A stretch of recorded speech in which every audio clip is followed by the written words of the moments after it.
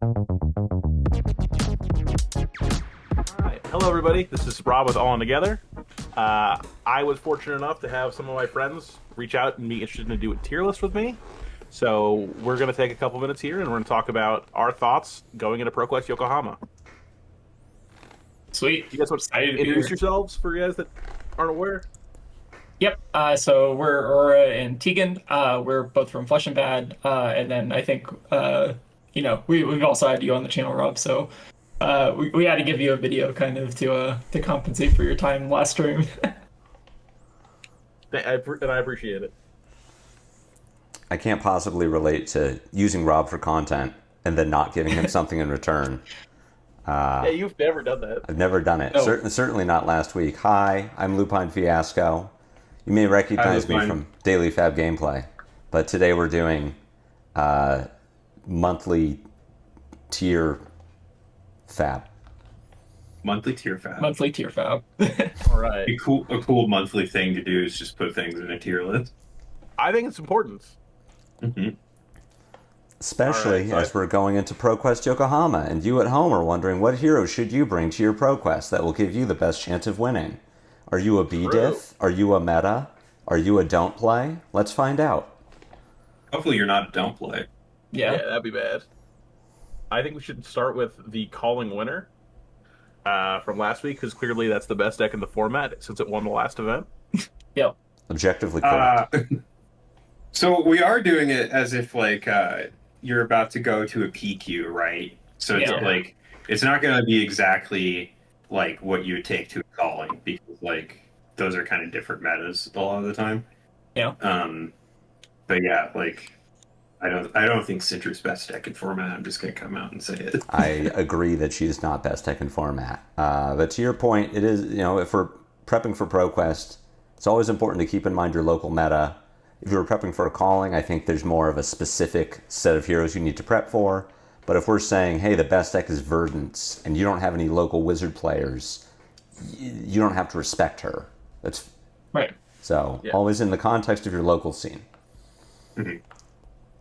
Yeah, but let's start with Cindra. So, obviously calling winner. I think the deck is just fundamentally good. You can kind of play this deck at a ProQuest, and you can have she's not super complex to play. You're not going to make a ton of mistakes, I feel like, a lot of the time. And I feel like she also has some mild high roll potential, especially mass triggers. So I don't know. I feel like she's a very if she's not the meta, she's definitely I think she's probably on the border between best deck and format and the meta. But that's just kind of my initial thought. Yeah, I think that. Oh, you go ahead, Luke. Okay, yeah, I'm in a pretty similar boat to you. This is a deck I've picked up occasionally from time to time. I think she's just a really, really solid aggro deck. In newer formats, it pays off to be proactive. She has really good high roll potential with Mask of Momentum, with Wrath of Retribution. She can just really roll over some decks. And she asks every deck a question that they're not always prepared to answer. I think if you're a player who doesn't have a home right now, it's really easy to pick up Cindra. And I think it's the hero that will probably dictate most of the meta going forward. Yeah. I agree with all of that. I think she's a pretty streamlined aggro deck. She's the sort of deck that you can pick up and learn to play at 85% optimal efficiency within 10 reps. Sequencing is really important, but it isn't that important. Fealty management is really important, but it isn't that important. You're going to cheese people who aren't prepared to deal with you, like Rob said. We haven't assigned B-diff yet, but my own internal B-diff is a collection of heroes that are either negative or slightly positive into Cindra, which I think is a great place for her to be. But I agree that she is not best deck. I think that Cindra is she's one of those aggro decks where the floor is just very high. You can pick up Cindra, and provided you are familiar enough with the game, you can expect to do pretty well. She has decent matchups into a lot of things. Not having Slippy around with bonds anymore also kind of helps a lot.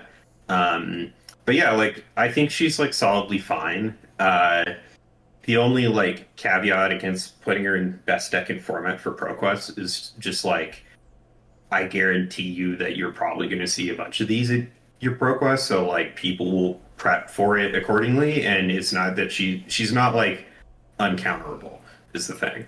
So like you can kind of expect to maybe catch a bit of hate if you're playing her. Yeah. Here, I'll push back a little bit. What do you think beats Cindra that's at the top of the meta right now? All right, everyone's gonna get mad at me, but I think Kano just kind of beats Cindra.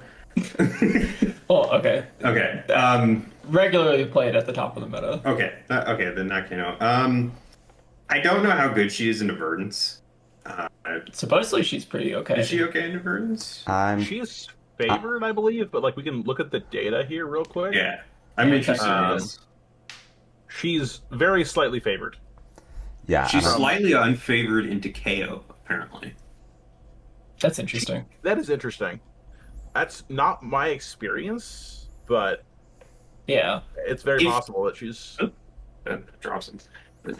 it doesn't strike me as odd. Kayo just has a fridge. It's also the sort of hero that you wouldn't have seen for a while. So if we're thinking maybe there is some tech that the Cindra needs to have against the Kayo that the Cindras don't know about, well, Kayo just hasn't existed for a while. It could just be a bunch of Cindras who aren't familiar with playing against the deck. As far as Verdance goes, I know at the highest level, Verdance players are dealing with it. I play very closely with the winner of Battle Hard in Guadalajara, won the ProQuest Plus as well, Eric Sneap, who says that he feels favored into Cindra a lot of the time. And you can definitely prey on bad Cindras who are expecting the Verdance matchup to be free because that's what they've been told previously, and then get blown up because the Cindras have way more matchup knowledge than they do. Yeah.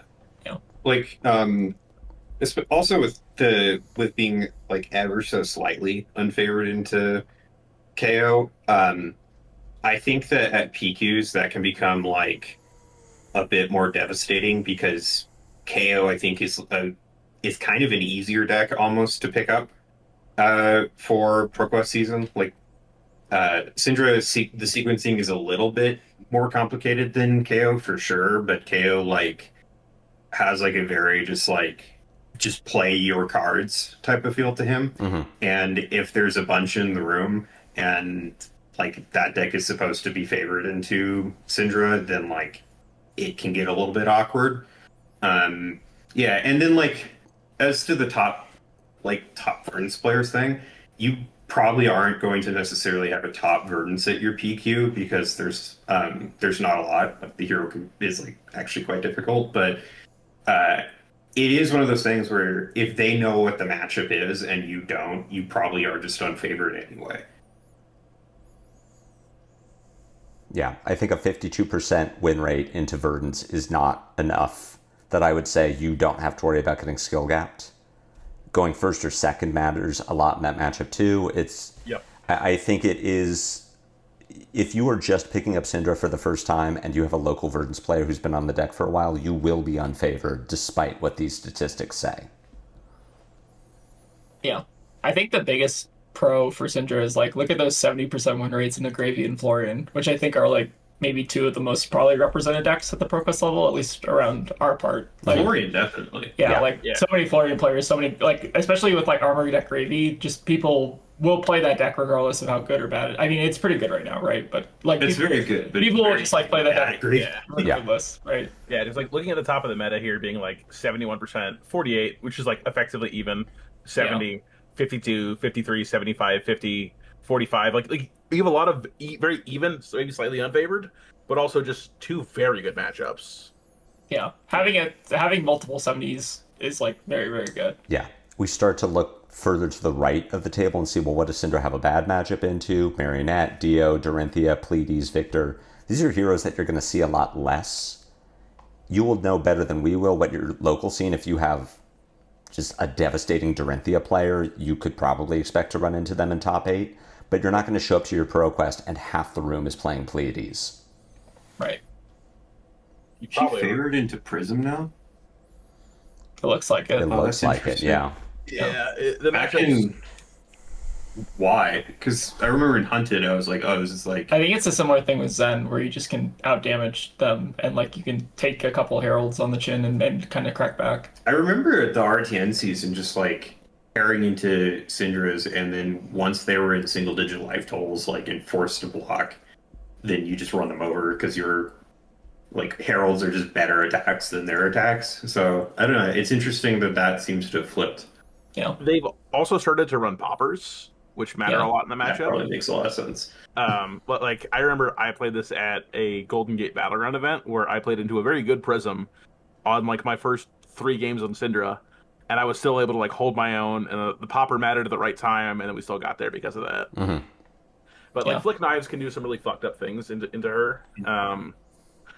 Especially like if you just hold the dagger and like hold an action point, you can stop them from flipping.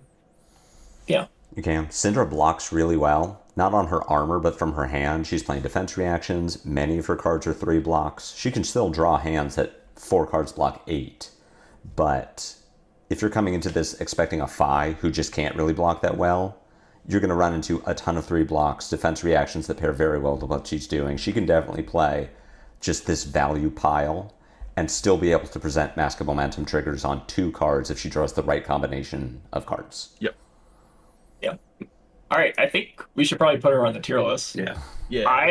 All right. So let's do a little vote. I would vote best deck and format. I think I think she's between, but I think maybe I'm leaning best deck and format looking at the data.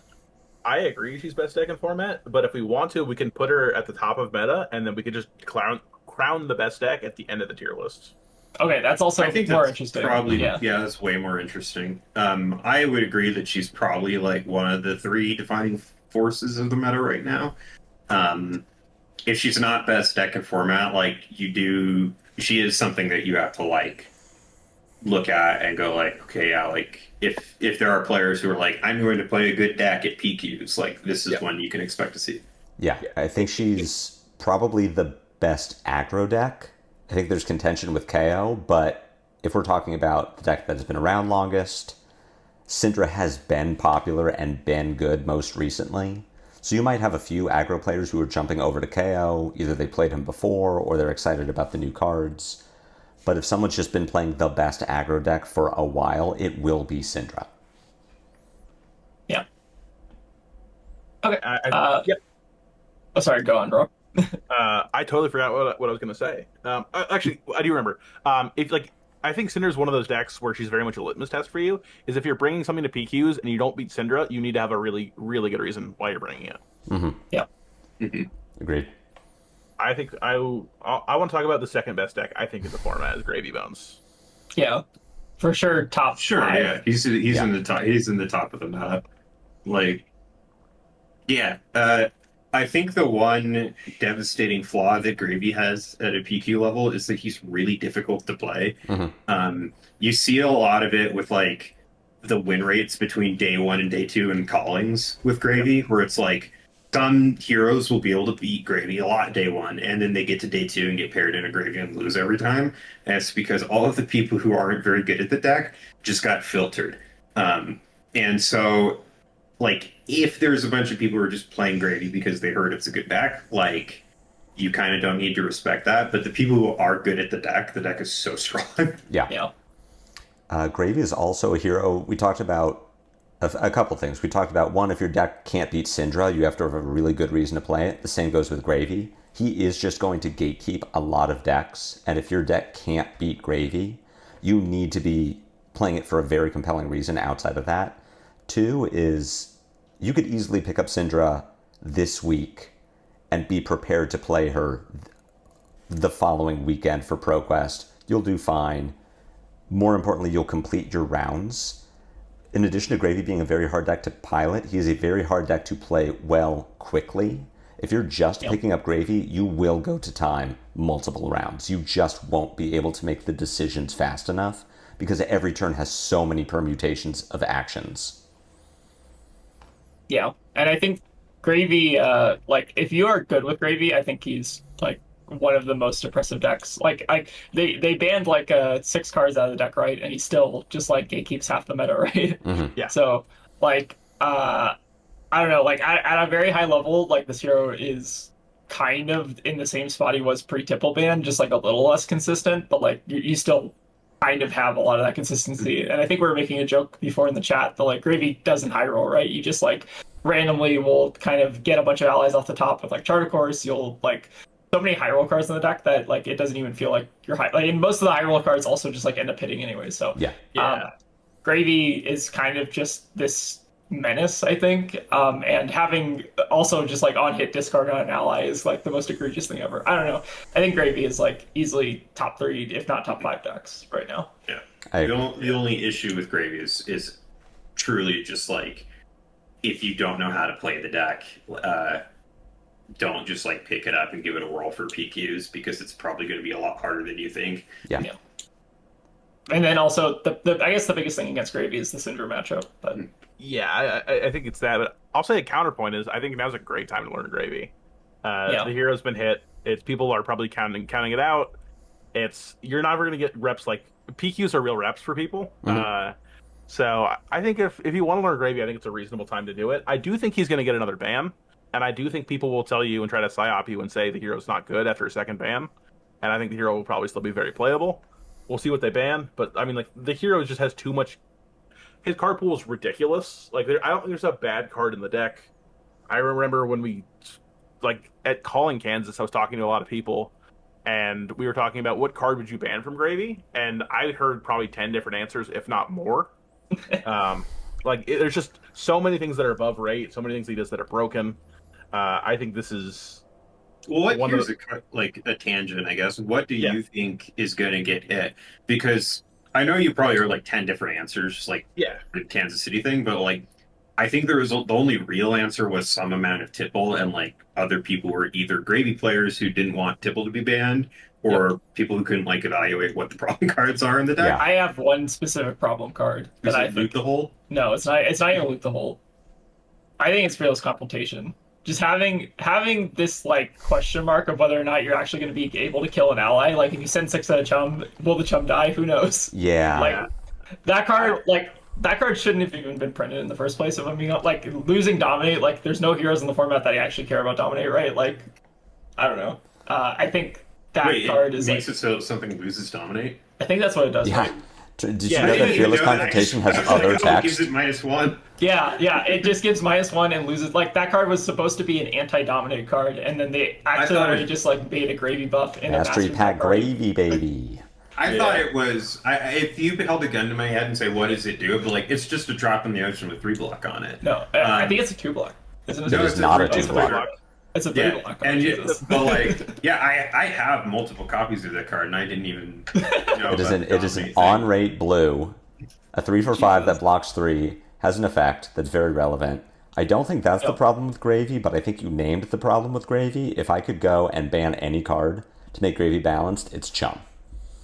I think the existence of Chum invalidates too many decks. Like, look at Lyath, for example, as just this hero that wants to put a bunch of buffs on one attack.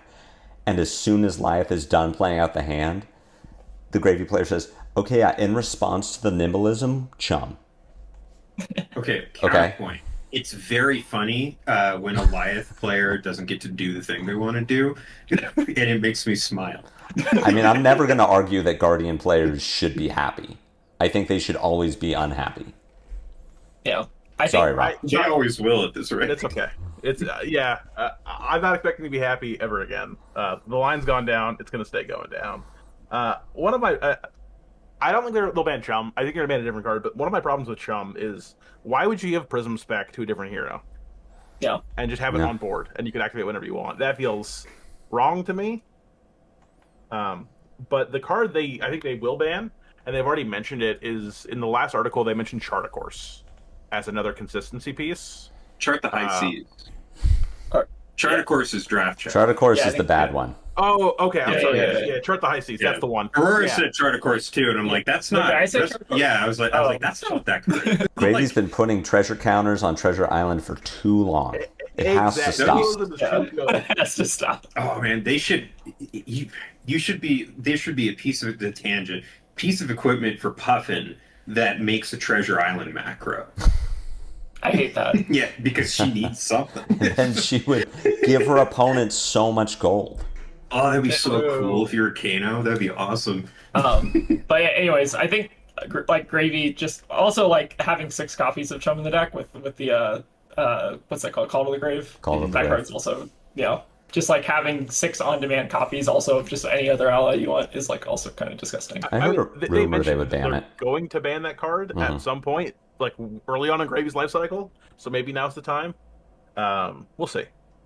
Yeah, but I think Gravy easily is in top of the meta, even though he has a bad Cindra. Yeah. Like, I think the biggest thing for Gravy players, if you're a good Gravy player and your opponents like are not practicing the Gravy, like you will just auto win some matchups if they block wrong, basically. Yes. I think Gravy does meet the requirement of having a compelling reason to play the deck if you don't have a good Cinder matchup, which is he has a good matchup into basically everything else. Yeah. And like if you're good enough, you probably can beat Cindra. Yeah, you can we gap saw a Cinder. the calling finals. That was a really close game, and if one more thing went Gravy's way, I think people will be calling for another Gravy ban right now. Yep. I'm one step ahead. All right. All right. So I think let's go over the Earth Heroes next. Which one would you guys rather talk about? Do you want to talk about Verdance or Florian first? Let's talk about Verdance because I think she's more interesting and better than Florian at the moment. She just got another Burn Bear, which can't believe this. Can't believe that Verdance gets all the good toys and Kano gets nothing, but whatever. Her third expansion slot in as many sets. Expansion slot. And guess what? It's finally fixed her. But like, so Verdance is, I think, very solid in the meta right now. She has access to the best foot slot in the game, which is Storm Striders. So your opponent, if you're playing Verdance, your opponents start at like maybe like 9 or so less life just on board because of the instant speed kill range on that. Yeah. She's also got a bunch of very good defensive tools and a ton of overstatted, overpowered attacks like Felling of the Crown and Plowender. And then she's also got evasive arcane and a bunch of life gain. Yeah, she's, I think, quite good. The time has finally come for her to be like a real meta threat. Like she was good during nationals, but like I think she's like very, very solid right now. Yeah.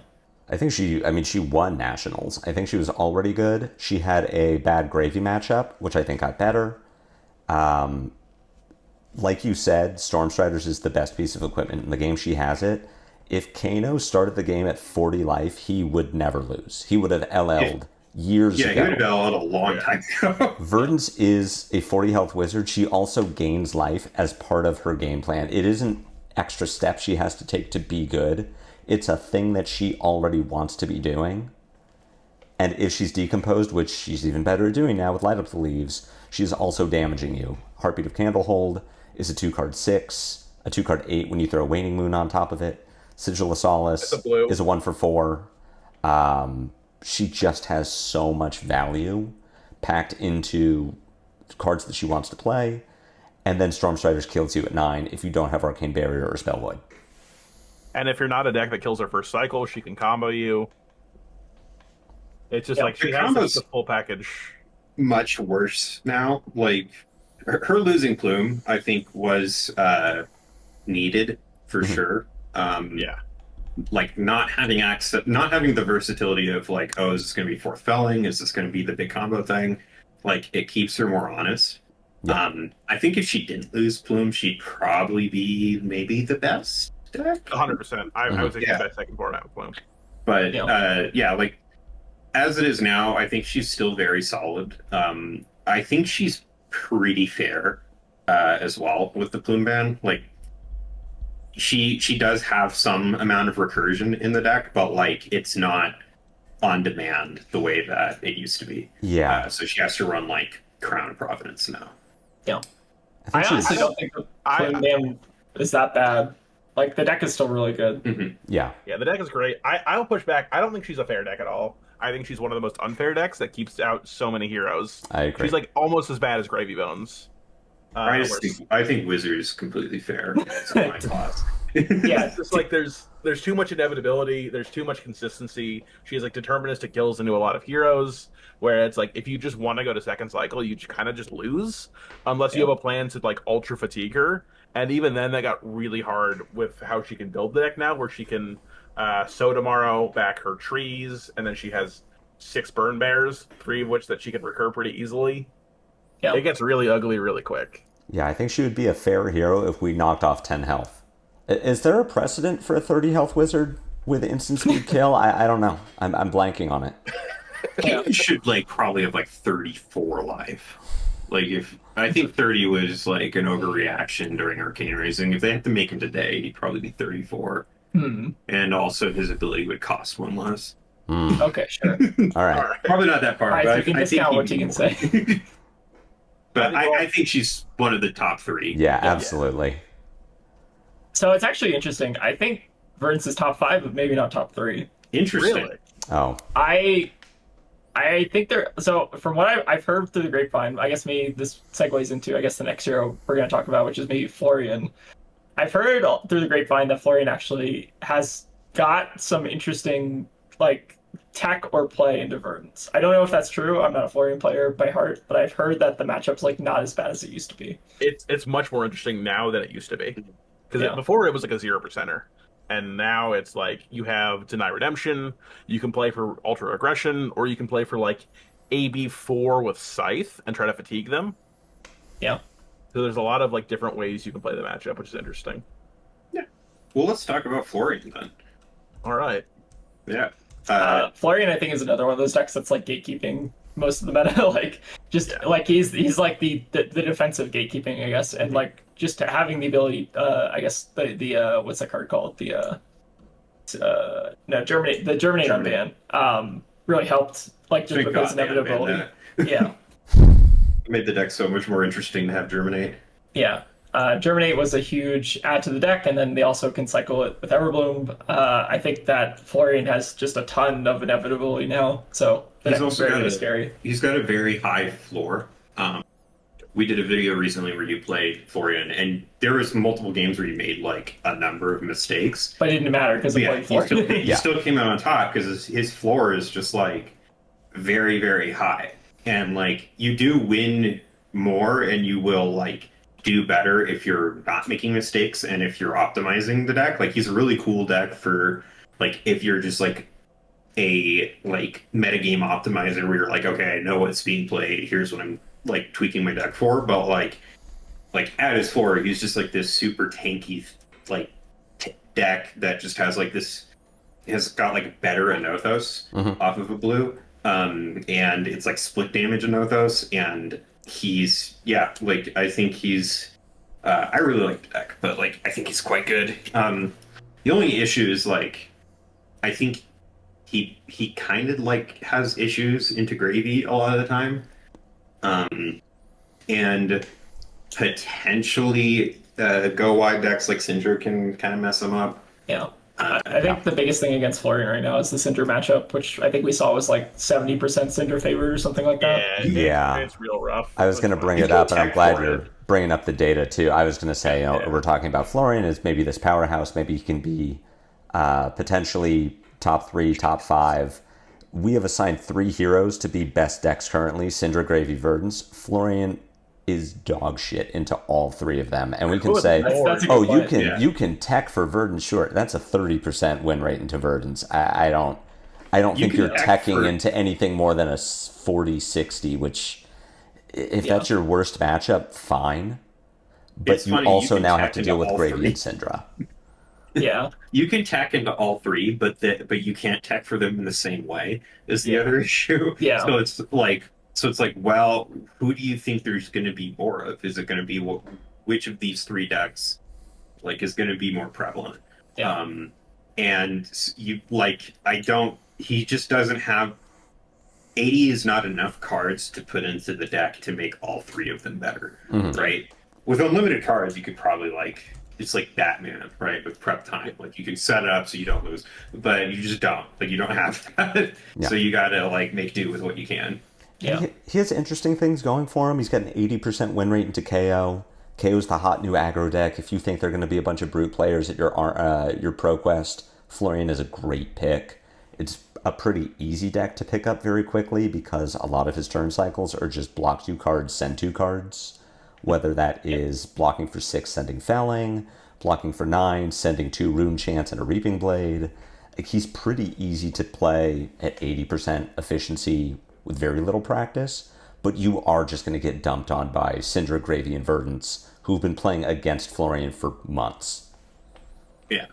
I think I stand corrected just looking at the data. Like 20% winner in Gravy to me signals that a Gravy player who's even like new to the deck or just like high rolls even marginally like Gravy just normally does. Like if you're semi-competent, right? Yeah, like I feel like that to me signals that like even if you're not the best Gravy player, you could probably just like dump on Florians all day. Like 100%. So I think he's like in meta contention. He's got some interesting matchups, especially into like Brute, but I think that like overall I'd say not super amazing, but maybe ProQuest level kind of okay. At ProQuest level especially, because ProQuest is like a big armory a lot of the time. People bring decks they like. Yeah. If you have a meta where a bunch of people have just like pet decks that they like that aren't very good, Florian's probably really good because he eats just like these lackluster ones that just like don't have much going for them alive, right? Like looking at like the data here, right?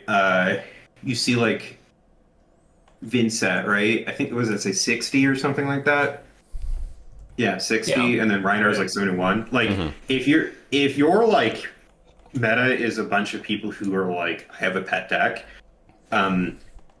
Florian's a great choice. Florian's a great choice because his floor is just better. He defends better, and people just cannot deal with what he is doing unless their deck is like really good. And if it's not one of those good heroes, they're not dealing with it very well. Yeah. It's a very safe pick. He's a gatekeeper for anything really below the best decks in the format. Yeah. I think he and Cindra are easy to top 8 with the Florian. I think he and Cindra are the two. If you don't have a home, if you don't know what hero to play right now, and you just want to pick up something that you'll do well with, it's either Cindra if you're an aggro player or Florian if you're not. If you want to farm swing bigs by top 8ing every event, run Florian. Like, because like I know it's hard to win. Like once you get to top 8, like I had that happen in Rosetta. I made top 8 and then got paired into an Aurora and just like kind of got rolled because he had a lot of trouble into that matchup at the time. But it's like you can get through Swiss with Florian pretty easily. It's just like when you have to play against like the people who also got through Swiss, their decks are probably going to just like gap you. So if you're not planning on going to Japan but do want top 8, yeah, he's probably like a really solid choice. Yeah. I'm surprised he's as bad in the DO as he is. Like 54% is not where I thought. Like I thought that'd be like a 60+ match. I don't believe that's true. I refuse to believe that's true. I remember like that was like 100-0. Yeah.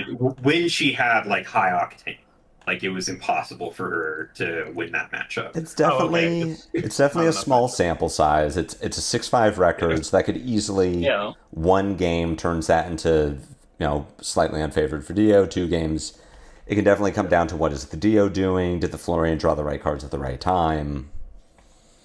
If you're playing into Dio's Florian, just block, and they will run out of cards faster than you. I think the biggest thing for Florian is if like you whiff on disruption or they just like set up like 2 Cerebellums on a turn and then they blow you up. That's probably how you lose that matchup. That's why you should run Warmonger's Diplomacy again, because that was the strat. Is if they were trying to set up like the multiple Cerebellums, then you just play Warmongers, and then you're like, haha, choose, and you choose peace because you're holding another Warmongers, and you just do it again, and then, like, but yeah, I think I would be willing to put Florian in contenders. Yes. I don't think that he's.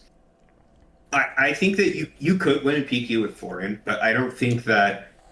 I think if you're bringing Florian, you're just trying to top 8 the PQ. Yeah. Yes. Do you think? Does anyone remember if Florian top 8'd Shizuko? Yes, he did. I think he did. He did. Okay. He died to Gravy immediately. Yeah. Instantly. That's an unlucky pairing. That's bad RNG. What can you do? I mean, that whole top 8 was unlucky pairings for Florian. The whole top 8 was really rough. There was one KO. There was one KO. Top 4. But that KO that KO would have to go the distance. He beat a Florian in Swiss. I saw that. Okay. Okay. I still want to put him at like the bottom of meta because I think he's a hero that you will see at your pro quests, and I Yeah. would consider him like a standard. You will see a Florian in your top 8, and you have to have a plan and be ready for it. I think that's totally fair. I think he's top of contenders, but below meta, I don't really care what you. I think it's basically the same spot. Because like he shares a very similar spot to Kayo for me, Yeah. which is the next deck we'll talk about. Which is, I think we're all agree that he kind of falls here. Lupine, tell us about KO. You're the, Yeah. I think the KO expert. Yeah, you have daily Fab gameplay on Monday, Wednesday, Friday. You're a KO expert. I do. I was a KO expert back when he was good. Now he's not so good anymore. KO's never good. So KO definitely falls off to Florian. We've seen that. Statistically, it pans out. Florian blocks very well, which KO has a problem dealing with. KO is the high roll hero. He lives and dies by the draw discard. He lives and dies by the mid-turn variance. It doesn't really matter what your opening hand is at the start of your turn. It matters what the end of your hand is. Did you draw a blue and discard a blue? Did you draw a red and discard a blue? So KO has a hard time into Florian specifically because Florian is very good at saying block 2, send 2, and the 2 that he's sending is Felling of the Crown, CNC, something that plow under, something disruptive that slows you down or just survives until you brick. You don't have go again. You discarded the wild ride that you needed to set up for your next turn.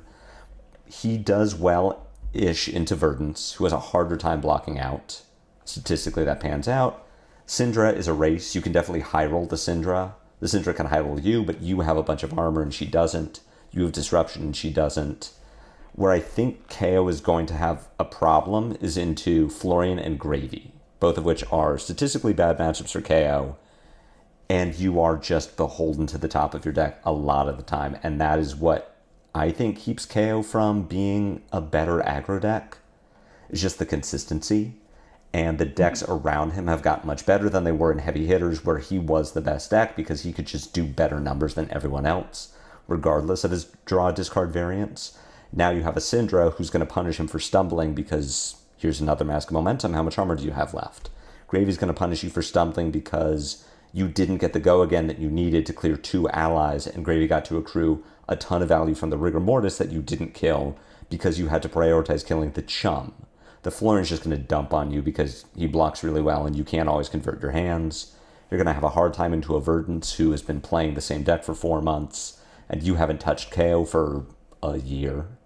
But he competes very well against what I think is going to be the contender tier, which is every other deck. He still does really good numbers. He has basically non-conditional go again at this point with Buck Wild, potentially with Flex Speed. He still gets to do crazy Blood Rush turns. Scowling Fleshbag is one of the best defensive pieces of equipment in the game. Savage Sash is one of the best offensive pieces of equipment in the game.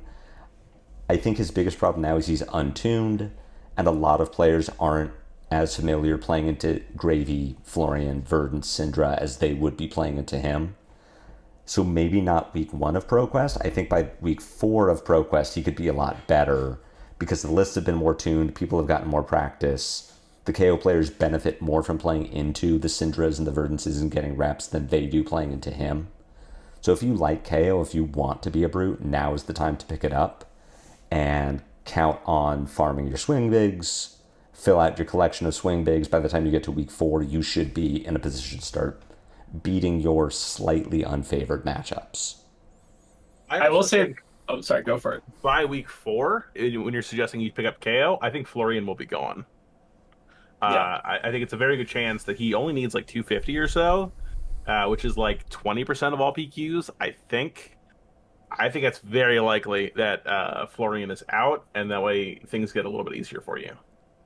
Is Florian I think that far along? Jesus. Yeah. KO's interesting to me because I would, if we're talking about like this is what the PQ meta is going to look like, I would be willing to put KO at the bottom of the meta just because I think he's going to be very highly represented. People are very excited to play like the PQ menace from heavy hitters, but again in PQ season with new cards, and like KO is honestly a much more straightforward deck than even like Cindra. And like that's attractive if you're just like, okay, I just need to pick up a deck for PQs. I can see him just like occupying a ton of space. He occupied a ton of space at calling Shizuoka. He did not do well, but he still was like, I think, the most represented day one. Yes. So it is a deck that I think you are going to see a lot of. Just like if you go to one, you can expect to probably play into like 1 or 2 in Swiss. And so you should probably play something that does okay into KO at least, if not like well into KO, right? I wouldn't be surprised if he does manage to just take enough PQs to LL this season. It's interesting because like you called him the best deck in heavy, Lupine, but the data says he was only really good at PQs because he never converted past that. Yes. But he was a PQ monster. So that's, I think, what is going to happen again is just like a lot of people are going to bring him, and just due to the volume of people playing the deck, he is going to win a lot of these. That's a good distinction. He is never, aside from, I can't keep track of every national event, so I don't count nationals when I say this.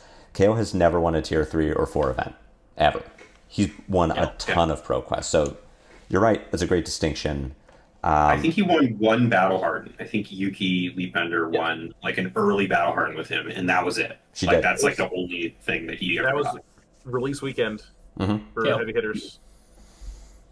He didn't win nationals because Zen did. Yes, he did come in second. Yeah. Andrew Rothermel made it to second place with KO, losing to Zen.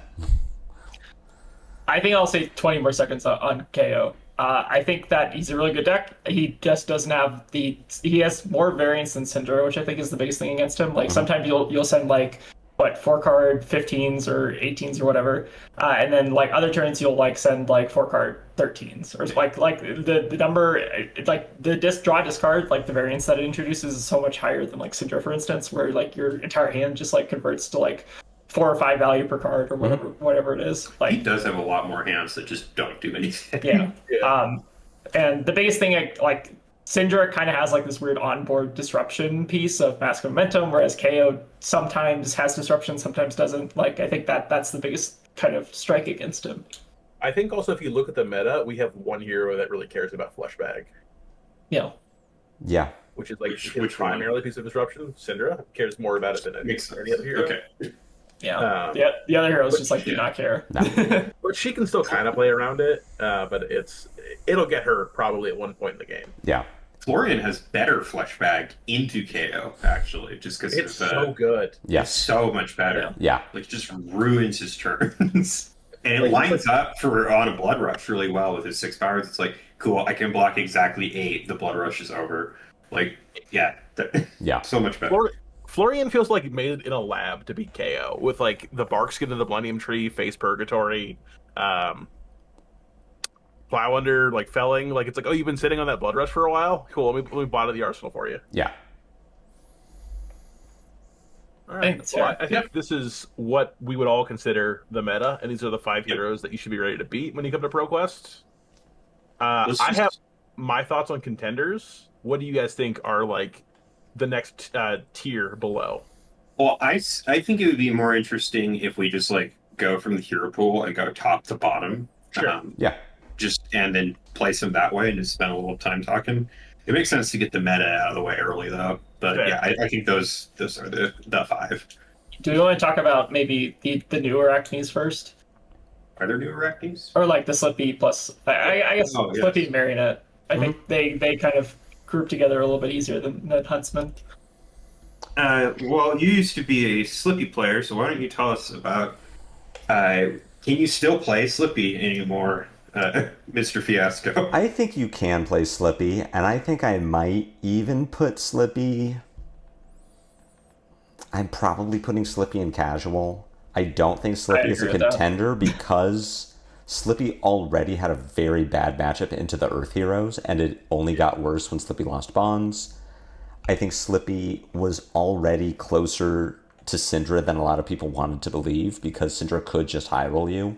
if you weren't drawing Disruption, you were playing bad Cindra, and now Slippy is never drawing Bonds of Agony, which I think makes you bad Cindra a lot of the time. But I don't think Slippy is don't play, because you are still the most disruptive aggro deck in the format. You have Leave No Witnesses, you have Codex of Frailty, you have Command and Conquer, you have Mark of the Black Widow, you have Flick Knives, you have ways to buy back your daggers if you need them. So I think you could reasonably win games with Slippy. I don't think you could win a Pro Quest with Slippy. I think Slippy will still win Pro Quests. I think he'll win like a couple, like out of the couple hundred that we see play. He feels like a worse Cindra, but that's still like if I consider Cindra the best deck in the format, that's still like a pretty good deck. And I think maybe people will evolve, and if people start to like build decks towards these 5, and they take out some D-Reacts, and they take out tech for assassins, it's very possible, I think, you could see towards the end of the season Slippy kind of get a couple wins. Yeah.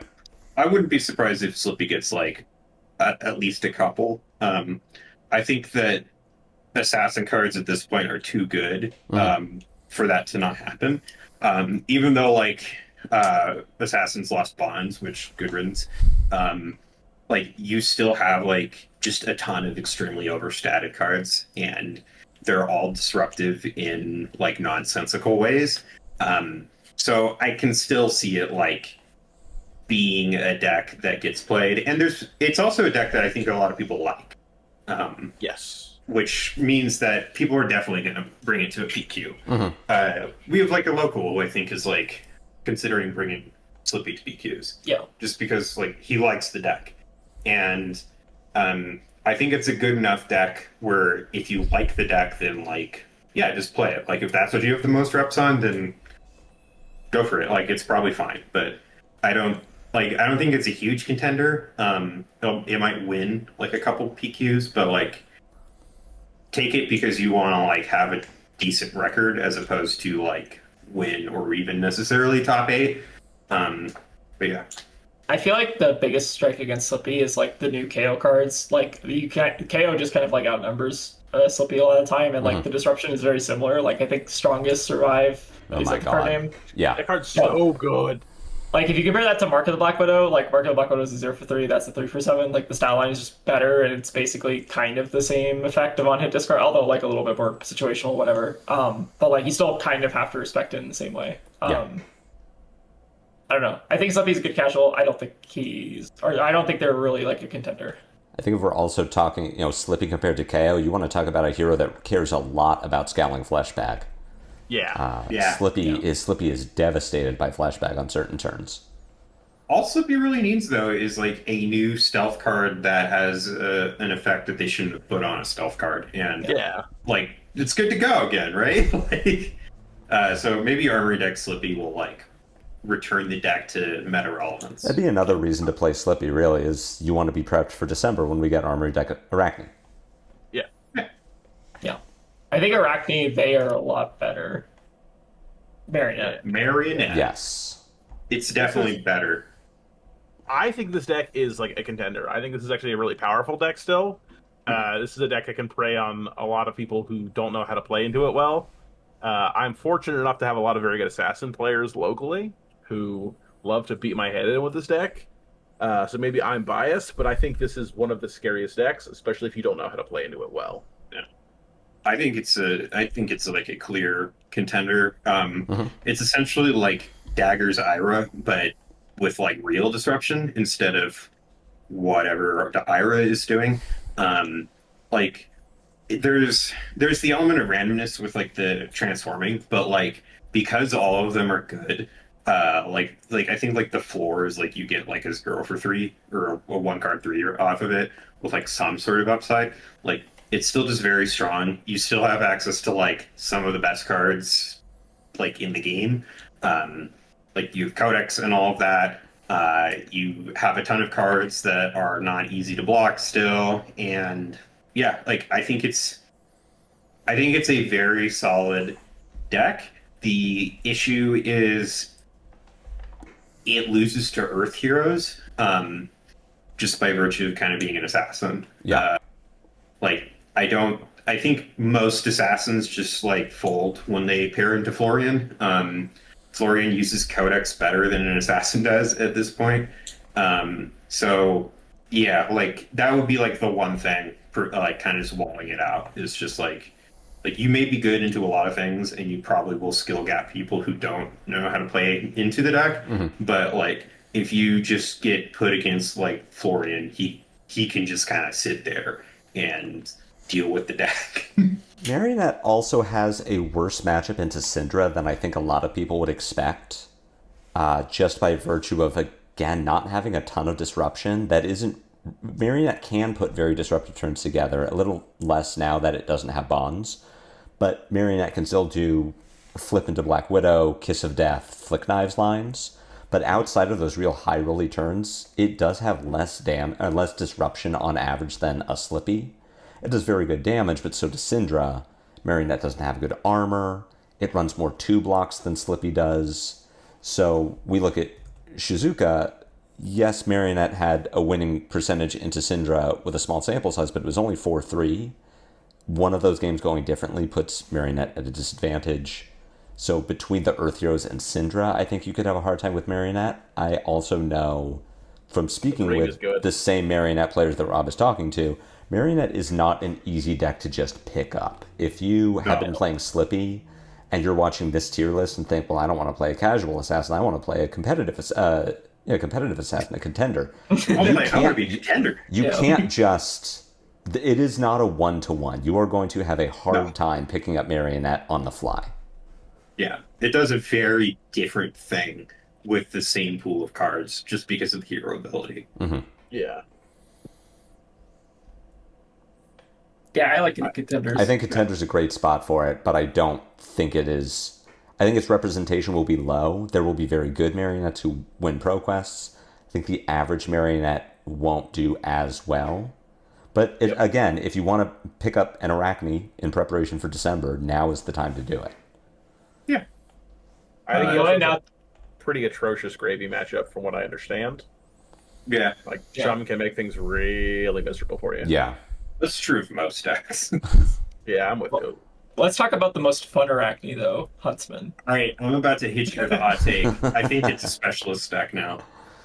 I think they would be a specialist deck if it wasn't just like, I don't know, like Verdance Florian just like gatekeeps the deck. So it's a really okay. So the top's really bad, but the new card did make it way less bad. So you could bring this to a PQ, and it wouldn't be the worst thing you could bring. Yeah, like I would even put it in casual. If you like are just, I'll give you that. I'm happy to put it in casual because I'm like looking at some of these heroes coming up, and I'm like, yeah, that one's dog shit. You should play this hero.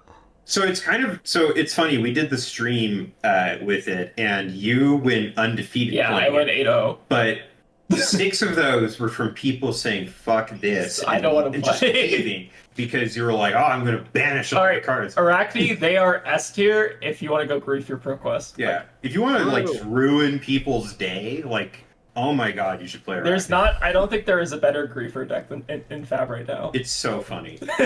I'm building the deck solely to take it to Armories and just grief people because, yeah, like that new card's kind of dumb. Like just 9 guaranteed banish right away, and then you just like Aurora is just recurring the armor just because it gives you like an ass load of silver. Yeah, you get like 9 extra silver in the deck too, which is nice. So you're just like you had like a really like delayed Rampart of the Ram's Head, but with your feet and your head, and the deck seems like it's very fun, and there are real reasons to play it, but like. If you do make a top 8, you should probably like post about that online so someone can interview you because I don't think it's going to happen. People would love to see content for this hero if you can like get it to do well. I'll push back a little bit on the 9 reacts or the 9 guaranteed banish because like sometimes it comes really late and like you just get like 1 card because I've played against it before and it revealed like the last copy of one of my cards in my deck and I was like, all right, I don't care. That's fine. Okay, so maybe it's like 7 or 6 or 7 silver. But sometimes it'll be the card on top of the deck is also in your opponent's hand. And Aurora just shuts down the KO turn. and it's really funny. So Yeah, S tier griefer deck. S tier But griefer otherwise, deck, yeah. probably don't play it. yeah, it's kind of alright. No, that's Bet's deck and format, right? That's deck. Put those two there. Why are we putting? It's the actually Guardians? all right. So these two are actually really funny to talk about because it's hilarious how badly supported old Guardians are, like compared to just like I guess like Ninja or anything else. Rob, are you upset about Mastery Guardian at all? I'm not upset about Master by Guardian as most people are, but I will say I don't think Guardian is a well supported. So, despite the amount of cards we received, I don't think Guardian is well supported. Allow me to rant a moment. If you recall, there was an article around the book burning where they're like, "All right, we're gonna fix a lot of these matchups. We're gonna give people." We saw Jagged Edge spoiled not shortly after. We're like, okay, they're figuring shit out. They're like, we're gonna give cards to the right classes that need it. We're gonna give warriors a way to fight into Enigma. We're gonna give these tools that for heroes that need it, and then we're gonna give Guardian just dog shit. We've gotten Batter to a Pulp, which helps into Prism. In theory, it could have helped into Enigma. And it helps into Gravy a lot. The card that I think has done the most for Guardian is probably Clash of Bravado. I hate the Clash mechanic personally, but I think Clash of Bravado is actually a really interesting card for a lot of these matchups. It destroys Channel Mount Heroic, it destroys Genesis, it destroys Mirgai. You name it, it fixes Guardian's problems. But like for like heroes like Betsy and Bravo, these heroes don't really get anything. Like they get Red Boulder Drop, you get Iron Fist Revelation, which is okay. But like, there's just a lot of dog shit cards. We have like 7 Guardians now. Iron Fist Revelation's also kind of a dog shit card. If I'm being completely That card is like just a worse.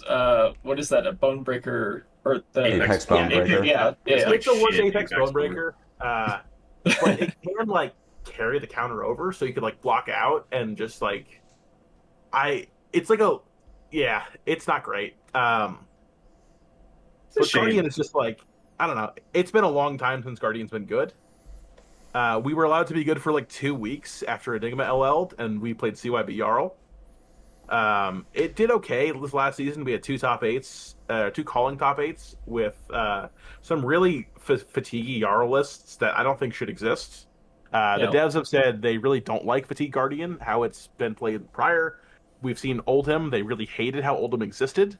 And they tried to print Jarl as a way to be like, oh, let's build a proactive Ice Earth Guardian, but it just evolved into just Fatigue bullshit. And I'll play Fatigue bullshit if that's like the best Guardian. That's fine. But it's a real shame to like have all these cool heroes that are powerful or could be powerful. They're interesting. They seem fun to play, and they just don't fucking work. But I think heroes like Jarl.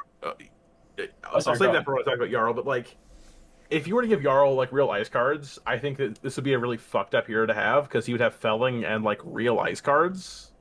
But that's the only way you can build him to not just be a fatigue pile right now. Because if he's like an Earth Ice pile Yeah. instead of a Guardian, like I don't know, it's kind of a shame. Like I think Guardian as a class like serves a purpose that's like no longer being served. Yes. In the game, like. And I don't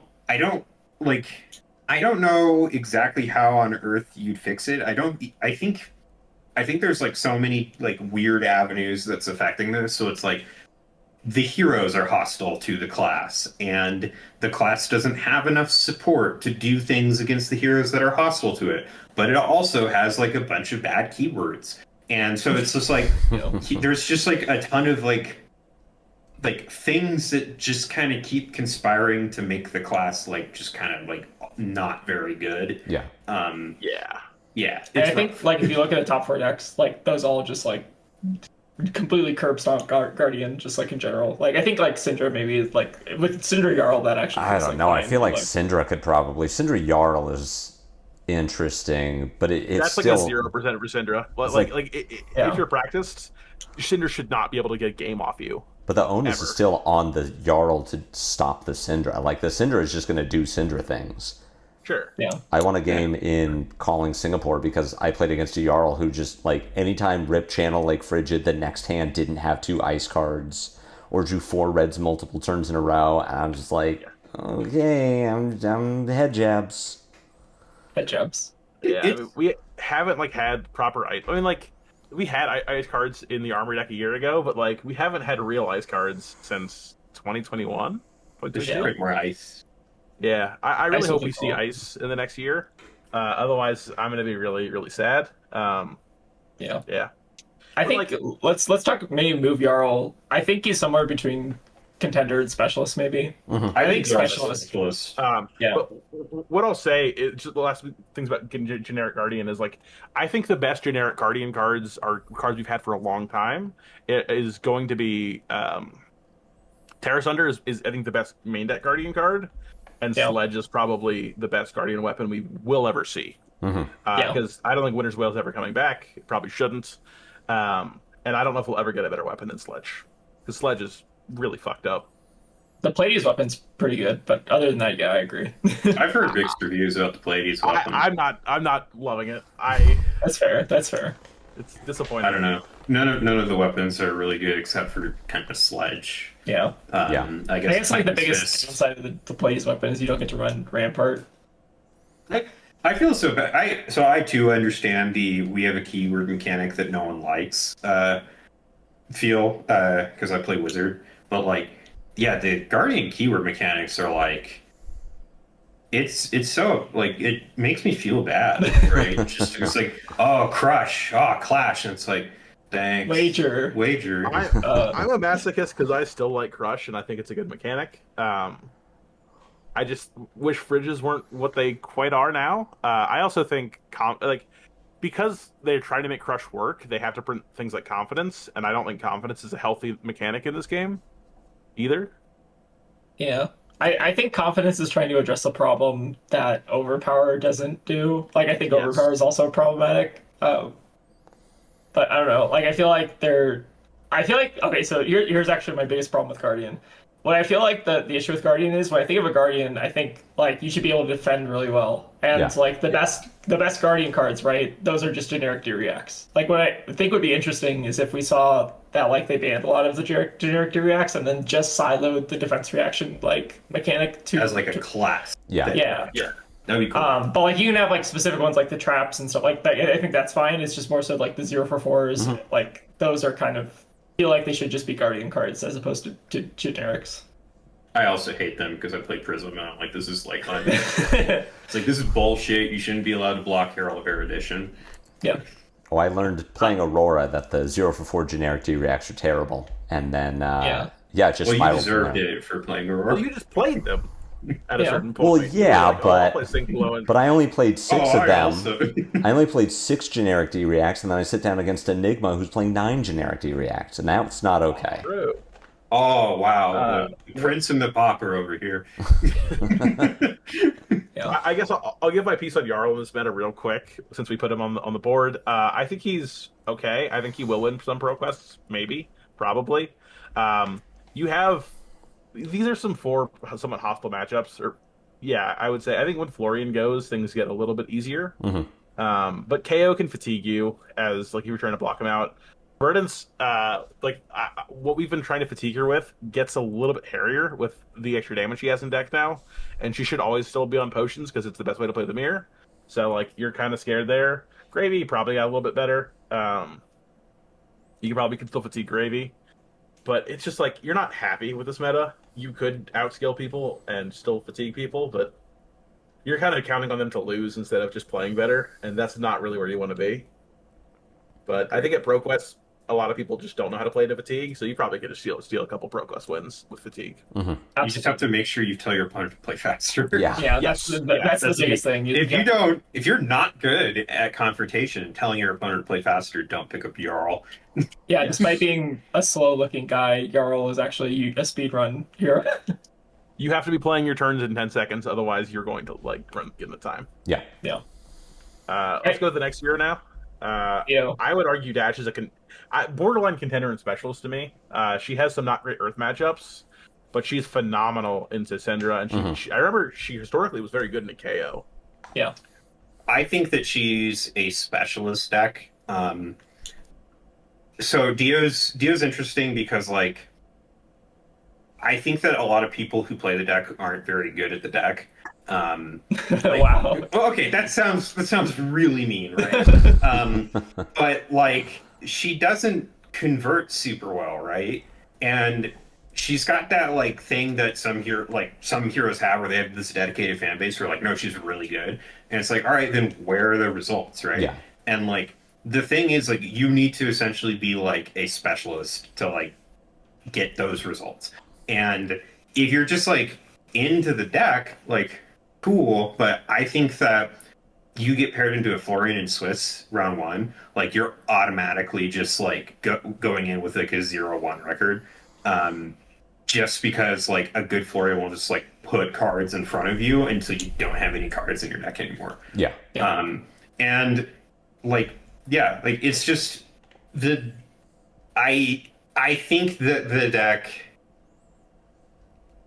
can do very powerful things, but ultimately, like you should, if you're just playing if you just want to play like a deck that does a lot of damage and is an aggro deck, then Cindra and Kayo are right up there, and you don't have to like reinvent the wheel trying to play Dash IO, unless you're like just practicing on Dash IO. Yeah. I think Dash did get a big win though in the fact that Arachne is not as popular as he was, and I think that gives her a lot of space. But maybe we'll see her tick up. But I could also see her just not doing well at PQs because of Florians. Yeah, Arachne, they could be a tough matchup, but other than that, I don't like. I feel like there's not actually a ton of like super disruptive decks right now, so maybe Dash gets like a little bit better.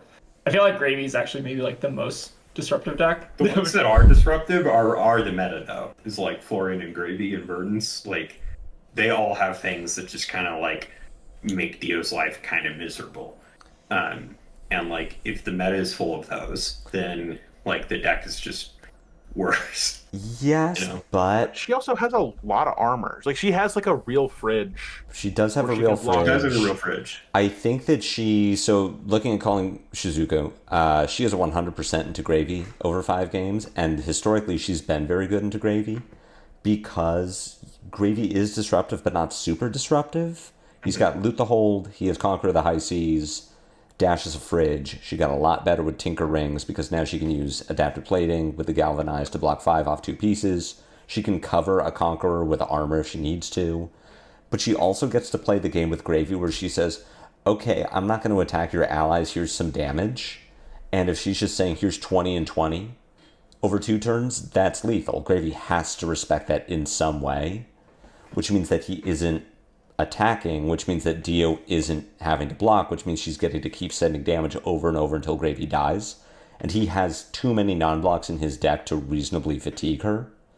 So I think that she has, if we're looking at the meta, I think she is pretty strongly favored into 3 of those heroes. And if we're just going off of data, she is barely unfavored to Florian. If you are a practiced Dio player sitting down against someone who just picked Florian up 2 weeks ago because they needed a hero for ProQuest, there is a very reasonable chance that you could win that game. I honestly think Dio is actually pretty well represented at the ProQuest level too. Like That's just fair. off the Armory deck, I feel like a lot of people, like at least locally around us, played her, and then like a lot of people in Portland when we lived there also played her. A lot of people She's also people like the relatively deck. cheap, right? She's Yeah. very Yeah. cheap. You don't need Yeah. the generic power cards. You don't need Tunic. Like I don't know. I think the deck like at the ProQuest level, I think it's actually Brown, but that's about it. yeah. I guess but Crown also got reprint right. So We've got repair a while Dusk ago. to It's Dawn. expensive again. oh yeah, Yeah, true. right? True. That's like 2 Yeah, years yeah. ago at this point. Okay, yeah, I'm also full disclosure. I'm also a hater. Keegan is a I think the worst of Dios, but like I am like much more down on the deck than most people are. But like I do think Aurora is right in the sense that yeah, there will be like a shit zillion of these at PQs. So like Yeah. you can expect a bunch of people doing it. Yeah. I don't see her converting super well because like historically she seems to like not convert super well. yeah. Yeah. I think people are also off Warmongers for the most part, which is a huge boon for her. I've actually seen a decent amount, or I've seen a decent amount for at least in Verdance. I think that's like it just got reprinted, so you should put it back in the deck. I've also seen it in Cindra too. Lupine, you can correct me if I'm wrong, but I think some Cindras are running Warmongers. Some are. It hasn't been super popular tech since Azalea LL'd, but Cindra does have the luxury that all ninjas have of just getting to play this 0-cost 3-block blue. So yeah, and Cindras do have some space right now in the sideboard, depending on your local meta. Did you cut the poppers? Do you cut some of your D-reacts because Slippy isn't a real hero anymore? You can absolutely fit Warmongers in and just, hey, I'm going to replace my concealed blades with Warmongers for this matchup. Yeah. And it just kind of shut the deck down. Yeah. I think Dio's a pretty strong. I would even say more than a specialist, like very strong contender, probably decently well represented as well. All right, can we move on to Dori? Yep. I don't think you should be playing Dori. I will give some people the benefit of the doubt. Like, I think that there are some very talented Dori players that I think, from what I've understood, the Gravy matchup is like pretty playable. You could probably build like an 80 that can beat both Cindra and Gravy. I think the biggest struggle for Dori historically has just been the Earth Heroes. I think plays really well in the Kayo too historically. Like, I think you could go Cindra, you could beat Cindra, Gravy, Kayo, and be pretty happy. Yeah, so I'd say she's specialist. Yeah. Like you have to have the reps on her. You have to know how, like, it's not even the reps in like the gameplay. Like, I think the gameplay is relatively like there are certain matchups where it's a little bit more complicated, right? But like, I think the deck building is where like Dori gets kind of difficult. Yeah. I don't think that you should pick up Dori in PQ season. Like there's people who like all they play is Dori. Yeah, and those people for those people, go play Dori at your PQ. Yeah. But if you're like not those people, then don't do that because like you just don't have the time, right? Yeah. Like you just don't. I think Attire also helps. I guess the Warriors. I think a lot of the Warriors are running Attire right now, so like that does make the Earth matchup slightly more playable, but not by a ton. The other thing about that, though, is it's a fable. Yeah, at the ProQuest level. The ProQuest level, it's not guaranteed that everyone has access to a fable. That's true. So yeah, in theory, it's a bit better, but maybe at the actual events, it's probably a bit worse. But yeah, I think Dori's specialist for sure. Yeah. Don't play? Yeah. There's that one guy who keeps doing well at callings with Phi. Ellie Bird is a believer. It's cope. You can put him in don't play. Yeah. I don't think it's great. I don't think there's a compelling reason to play Phi over Cindra at this point. Yeah. Blamed it. There's not a compelling reason to play Phi. I wish Phi got better with Hunted. Hunted was kind of a disappointment. I mean, he got some help from the Hunted, but for whatever reason, LSS just really doesn't want to give Phoenix Flame support. Like, it's his one thing that he does differently than any other hero is have a Phoenix Flame, and for whatever reason, we just are like anything.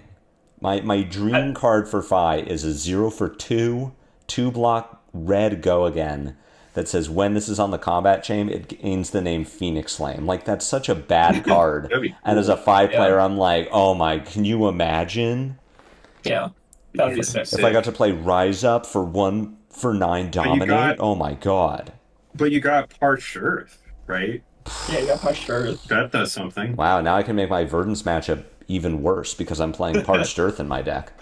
I don't remember what that card does. Heroes can't gain life. Isn't it like an aura or is it instant? I can't remember. It is an instant aura. Okay, it's both. Okay, I was kind of right. It's it has the burn them all text where you banish a red, put a counter on it. Next turn, banish 2 reds, put a counter on it.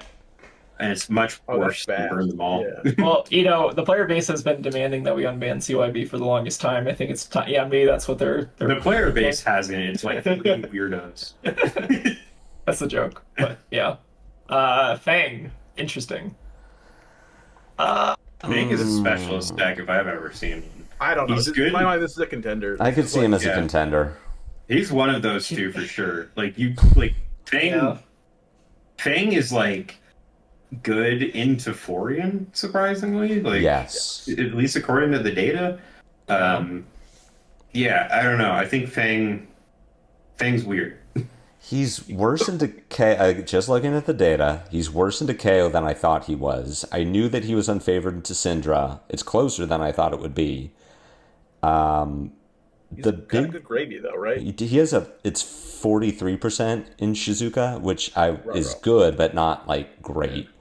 The biggest problem, I think, for Fang's conversion rate is that Slippy isn't a real hero, and Fang had an incredible Slippy matchup. Yeah. Yeah. So we saw a big uptick. Losing the assassin matchup is really bad. We saw a big uptick in Fang conversion at the end of High Seas meta, and I think that just fell off because Slippy is no longer a contender, Marionette isn't as good, and if we're looking at the top 5 heroes, Fang is positive into one of them. Yeah. I do think I think bottom of contenders is like all right. I think the biggest problem with Fang is just like you have to get online, and in aggro matchups it can be a little bit like tough. Like it's hard to like claw back the value once you're if you whiff on fealty for a couple turns basically. And you're also sacking your wizard matchup. Like that, the reason that Fang is so bad into Verdance is because he has AB 0. And the Kano matchup is even worse than that. If you sit down against any of those heroes, you might as well just go to lunch. It's so much worse. Yeah. You just like, die. Scour your fealty and just like embarrass you. It's real ugly. Yeah. Yeah. I'm surprised he doesn't do better into KO, but I'm thinking, well, KO has a bunch of armor, gets to play Fleshbag against a hero that cares about attack reactions. Yeah. And has plenty of disruption. Funny, like, you get to clash against Fang, who loses every one. You get to strongest survive against Fang, who, depending on the hand, might just need to block 7. Yeah.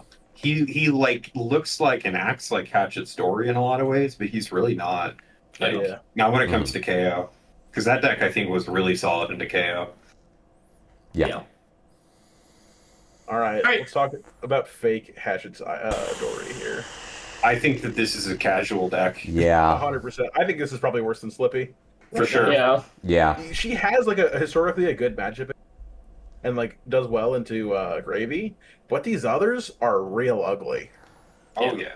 And she did not do well at Shizuka at all. I think there were like even some very, very good players who were playing Ira, and they just like did not do well. Ira is really weird because I feel like she doesn't do well in Classic Constructed, like almost as a rule. Yeah. Like, she doesn't have she does not have very many LL points. She doesn't convert super well into top 8s. And like right now, she's kind of like a worse version of Arachne Marionette because it's a deck that's like doing a dagger thing, and like probably the best way you can play Ira is to do the dagger thing, but like just play the one that runs like Leave No Witnesses as well, right? Yeah. Yeah. The alternative is you're playing Kodachi and then you go Kodachi CNC every turn, which isn't unfair enough. Yeah. Right? Like that just doesn't the numbers, that sort of number thing just doesn't do enough compared to the rest of the meta. She's like always so close to being unfair, but has never quite gotten there. In CC, in LL, she's very unfair because Zephyr Needle exists. Yeah. But in CC, she's only ever been fair. The time that she would have been good was in heavy hitters meta, because KO was doing the same thing and making the might every turn. There, Ira would have been really good. But since then, we've just power crept heavy hitters to the point where she can't beat the Rosetta heroes, she can't beat the hunted heroes. She doesn't quite do enough, and doing the value pile of like block 8, send 8, it just isn't enough. She can't. I think there are other heroes that do that better too. Yeah. Like in WTR, she would have been hot stuff in CC, but as it is, like no. She's also just kind of inconsistent. Where like if you just don't draw the right, like if you draw a hand with no blues or draw a hand with no reds or like no attack, like if you draw 2 D reacts, 2 blues, your hand is dog shit. Yeah. And if they give you like full tempo, it's so hard. Like I remember I played her in like Rosetta meta, and I was just like, man, I just like can't. You're like almost there. You're like, but you're just so far behind when like things don't line up. Yeah.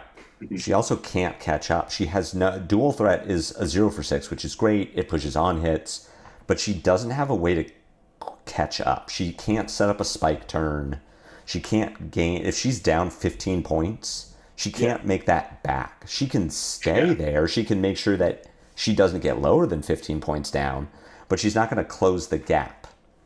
Yeah, dual That's threat, what you notably have to have cards in your hand to make that work. Yeah. Yeah. And I think Gravy kind of just has a better dual threat. Like I've seen a lot more Leyline in Gravy, which is like I make a joke about Leyline every time I see it, but like Gravy Leyline is actually like kind of a real thing. Yeah. Yeah. Like Gravy actually uses that card like in a way that matters. Yeah, he also gets to recur it with Scuba, which if Ira could recur dual threat to set up that fatigue endgame, then yeah, maybe we're talking something, but That would be at, really at that good, point, but- yeah, just play Gravy. Yeah. Yeah. All right, Kano. Kano, All right. best deck. Everyone bring Kano week 1 of ProQuest so that he LLs. He was the best deck in heavy, but that's besides the point. So I've played a lot of Kano.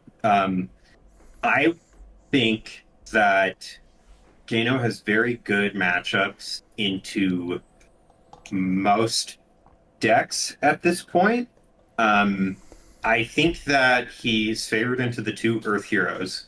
The only way he's not favored into Verdance is if the Verdance is like very skilled at the Kano matchup or plays Kano themselves. And if that's the case, there's like 4 or 5 people probably who know how to do it well enough to beat the Kano like and skill diff, but otherwise no. I think that Kano can race Cindra really well.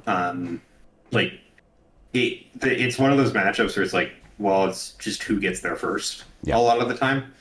I think Kano is actually quite solid into Gravy at this point. They're cutting AB to run cards that are better into the decks that are at the top of the meta, so you can just kind of like blow up a Gravy.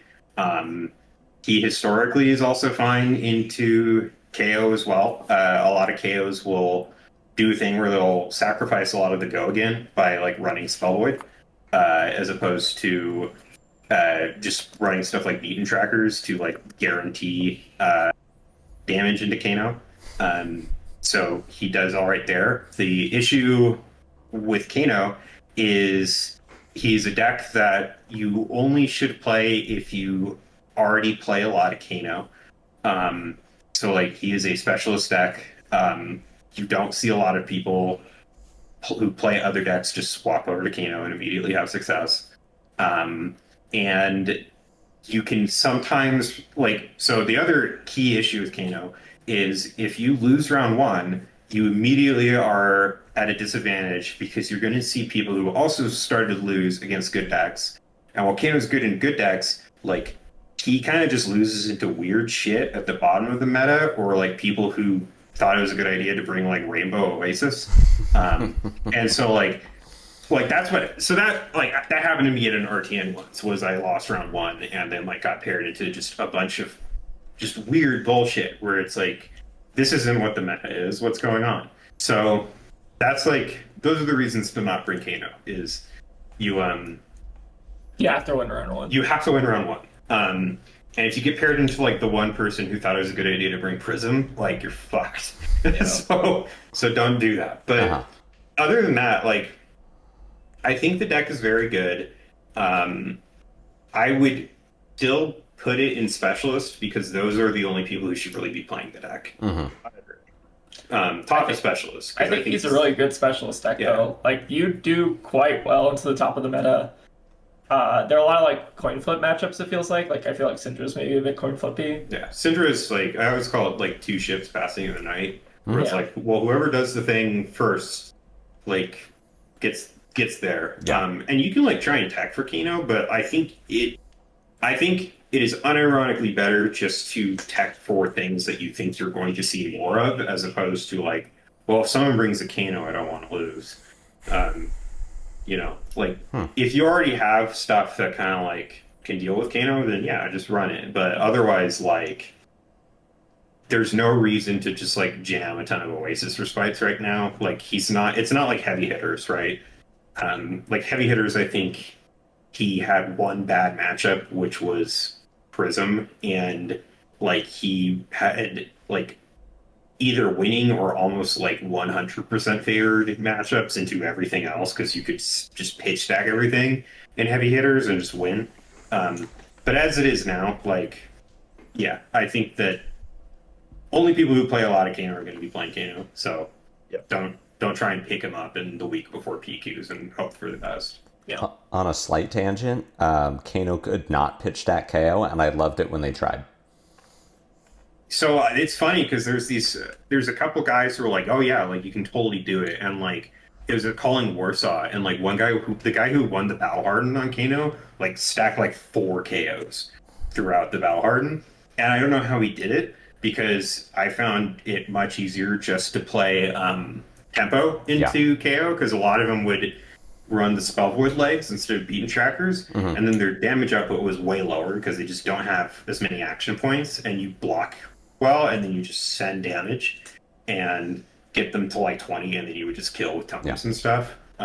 Those were the good old days. Yeah, I think we tested it, and beaten trackers just like made the matchup overwhelmingly KO favored. Yeah. But if they're not beaten trackers, it feels a bit So I better. have to thank you for spreading the misinformation of running spell fray leggings because those are what the chaos I paired into in the PQ that I won on Kano were playing.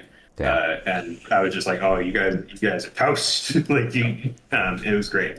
Sorry, those KOs. One of my favorite memories from Pro Tour LA was, I think it was like round 1 or 2. I remember hearing that Nathan Crawford ran over Majin Bay. It was a Victor v Kano matchup, and he just blasted him just somehow. He was just on like 3 out muscle, 3 zealous belting, 3 E strikes, and I thought it was just hitting hard and fast, and was able to run him over, which was incredibly funny.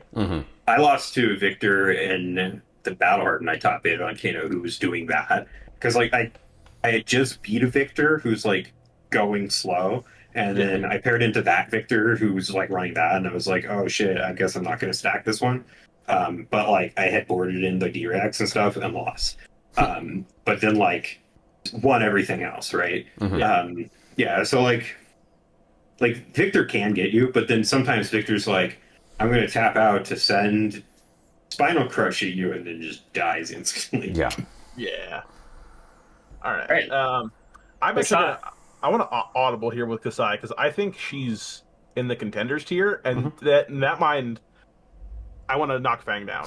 I think Kassai does what Fang wants to do right now, and just better. Yeah, Kassai is very powerful right now. Riches was, I think, a huge add to the deck in ICs, and then the new Blood Follows Blade card just like actually kind of can blow you out sometimes if you don't have a D-React. Like that card's very powerful.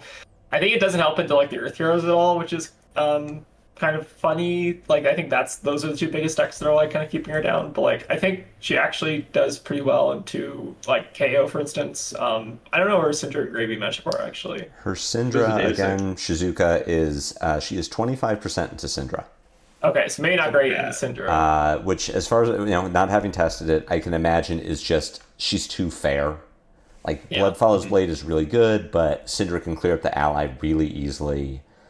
She just doesn't do... Her whole deal is that she is trying to block 6, send 7, go above rate, get value out of the Dynamo, set up this end game of either blood on her hands or raise an army, probably blood on her hands against Cindra, and Cindra just kills her before that. Yeah. Yeah. She's just too... She can't keep up. She can play the 2-card hands really well, but she only has so much armor that she can give. And a Cindra can just go over the top. Like? The Gravy matchup from Shizuka is she is 67% over 6 games. She went 4 and 2. That's not It's not a bad. small sample size, but it's not bad. So like I think she's real. I think the Cindra matchup is honestly just the biggest struggle. Yeah, unless you're calling Erickson, who probably Yeah. who probably will win that matchup because that guy's crazy at Kassai. Yeah. But yeah, like I think Kassai's a good deck. Her spread in Shizuka is not great. She's 16.7% into Florian, 44% into Kayo, 25% into Cindra, 25% into Oscilio. The KO's not terrible. Yeah. Florian, The KO matchup is concerning, I feel like. The KO match, so this is my hot take, is that KO is favored in heavy hitters. You just had to be good. Oh well, okay. Speaking, Skill I'm to just, shoot. I'm just putting it out there. You're starting to sound like me with Kano. So where it's someone like, there actually, there might Yeah. be, there's a reason that Colin Erickson didn't make day 2 of calling Minneapolis, and you're talking to him. Damn. Wow. I knocked him down Knocking out some of shit. knocked him into the X2 bracket from which he never recovered. No, I think That guy that got. We'll make sure to That tag guy him in the beat me video. once. I think He, the KO matchup, I think you can skill diff it against Kassai. I think you do need to have experience in the matchup. I remember at the time, it might not be true anymore, but Castbones was really a role player in that matchup because you could just go over the top of what she was trying to do. But it doesn't surprise me that it's close. She's 7-9 into KO, so one win away from being 50%, and then a second one away from it switching. But yeah, it doesn't surprise me that it isn't that it's as close as it is. Yeah. I lost to Colin Erickson when I was playing Kano, and because I forgot what Raisin Army did, and I was like, "Yeah, you can have gold." Well, I don't know why that would matter. And then I was like, "Oh no, I'm an idiot!" Like I completely the stack was going great, and then I just was like, "Yeah, you can have some gold. Fuck it, who cares?" And that's completely on me for just being dumb and not remembering what cards Kassai plays. Yeah, I think Kassai's contender specialist. Probably let's put her in contender because I think she's got maybe a little bit more of an edge than Fang. Mm-hmm. I think she'll get figured out a little bit more too. Yeah. I'm gonna put Katsu where he belongs in the casual tier. No. I have opinion. No. Yeah. Oh my god. Tell me I'm wrong. Katsu is Katsu's real. Cindra, but worse. And I like the new cards do help, or the new Ira cards help a lot, which is funny. I'll say he's The deck is worse. real. He's better than Dio. I Bar's low if you're saying he's. Katsu is if you want to role play as a cooler ninja than Cindra. I think Katsu's got I think I would be willing to put him into the specialist tier because I think the armor deck Ira actually gave him the ability to essentially turn all of his cards into on hits again, and it brought back some of that well, do they have it or they don't? I don't know. Is there a correct way to block this deck type of thing that he used to have? And when I was playing the deck, I was like, oh yeah, this feels like it's doing a really powerful thing. But he still does run into just the issue of you have hands that don't do anything. Yeah, you're Cindra, but you have inconsistency. Yeah. Whereas Yeah. Cindra doesn't have inconsistency. It's kind of the recurring theme is a lot of decks,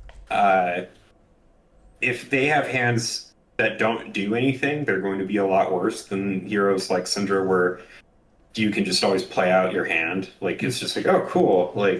So, yeah, Katsu's got that problem, but I could totally see someone winning in PQ on Katsu at this point. Yeah. More than I could see them winning it on Ira, that's for sure. Yeah. What I'll say about Katsu, coming from being a Phi player and a KO player, is Katsu, maybe Dash.io takes the title now, but at least at the time, Katsu was the best aggro deck against other aggro decks. If you are not playing a deck that can easily block Katsu multiple times in a row, he will just blow you up. And I think he's in a place now where Ellis has banned Bonds of Ancestry correctly. You could argue, I personally hate the red, but I have reasons to hate the red. I think the yellow and the blue for sure. You could argue that the red is fine. But they banned the red, printed a bunch of cards to try to make Katsu good without Bonds of Ancestry, then brought Bonds back, and suddenly all the cards that couldn't replace it now work very well with it. So I think I don't know if they intended to bring Bonds back and just wanted to give him time to say maybe we don't need this card, but whether they intended to or not, they printed a bunch of support for Bonds and then introduced Bonds, and now I think Katsu probably still dies to the Earth Heroes. I'm not sure how he does against Gravy, has a big problem getting disrupted, but against other aggro decks, if you're in an aggro meta, if everyone in your meta is playing Cindra and Dash.io, and you play Katsu and you've been playing Katsu for a while, I think you're in a great position. I don't know what the Katsu Gravy matchup looks like at two players at a very high level, but I think that Katsu can absolutely just roll over Gravies at a pro class. Yeah. I think it's you can kind of farm bad Gravies for sure. Yeah, I think he's the worst specialist deck, somewhere between casual and specialist. He's worse than Jarl for specialists. I like the category of specialists because it's like It's a cop out. well, it's a cop out. Yeah, we're not. None of these are bad. Like they're not bad decks. Like but they're not decks that you should pick up for PQ season. Yeah, you should do it for a very specific reason. Yeah, like if you are a specialist. Yeah. I don't know. About Let's talk about the D-React file. Mansant says the deck's super strong, and then I looked at the deck and I was like, I want to throw up. Like, this is worth Florian. It's just like all I can see awful. looking at this deck is just like Where's Florian?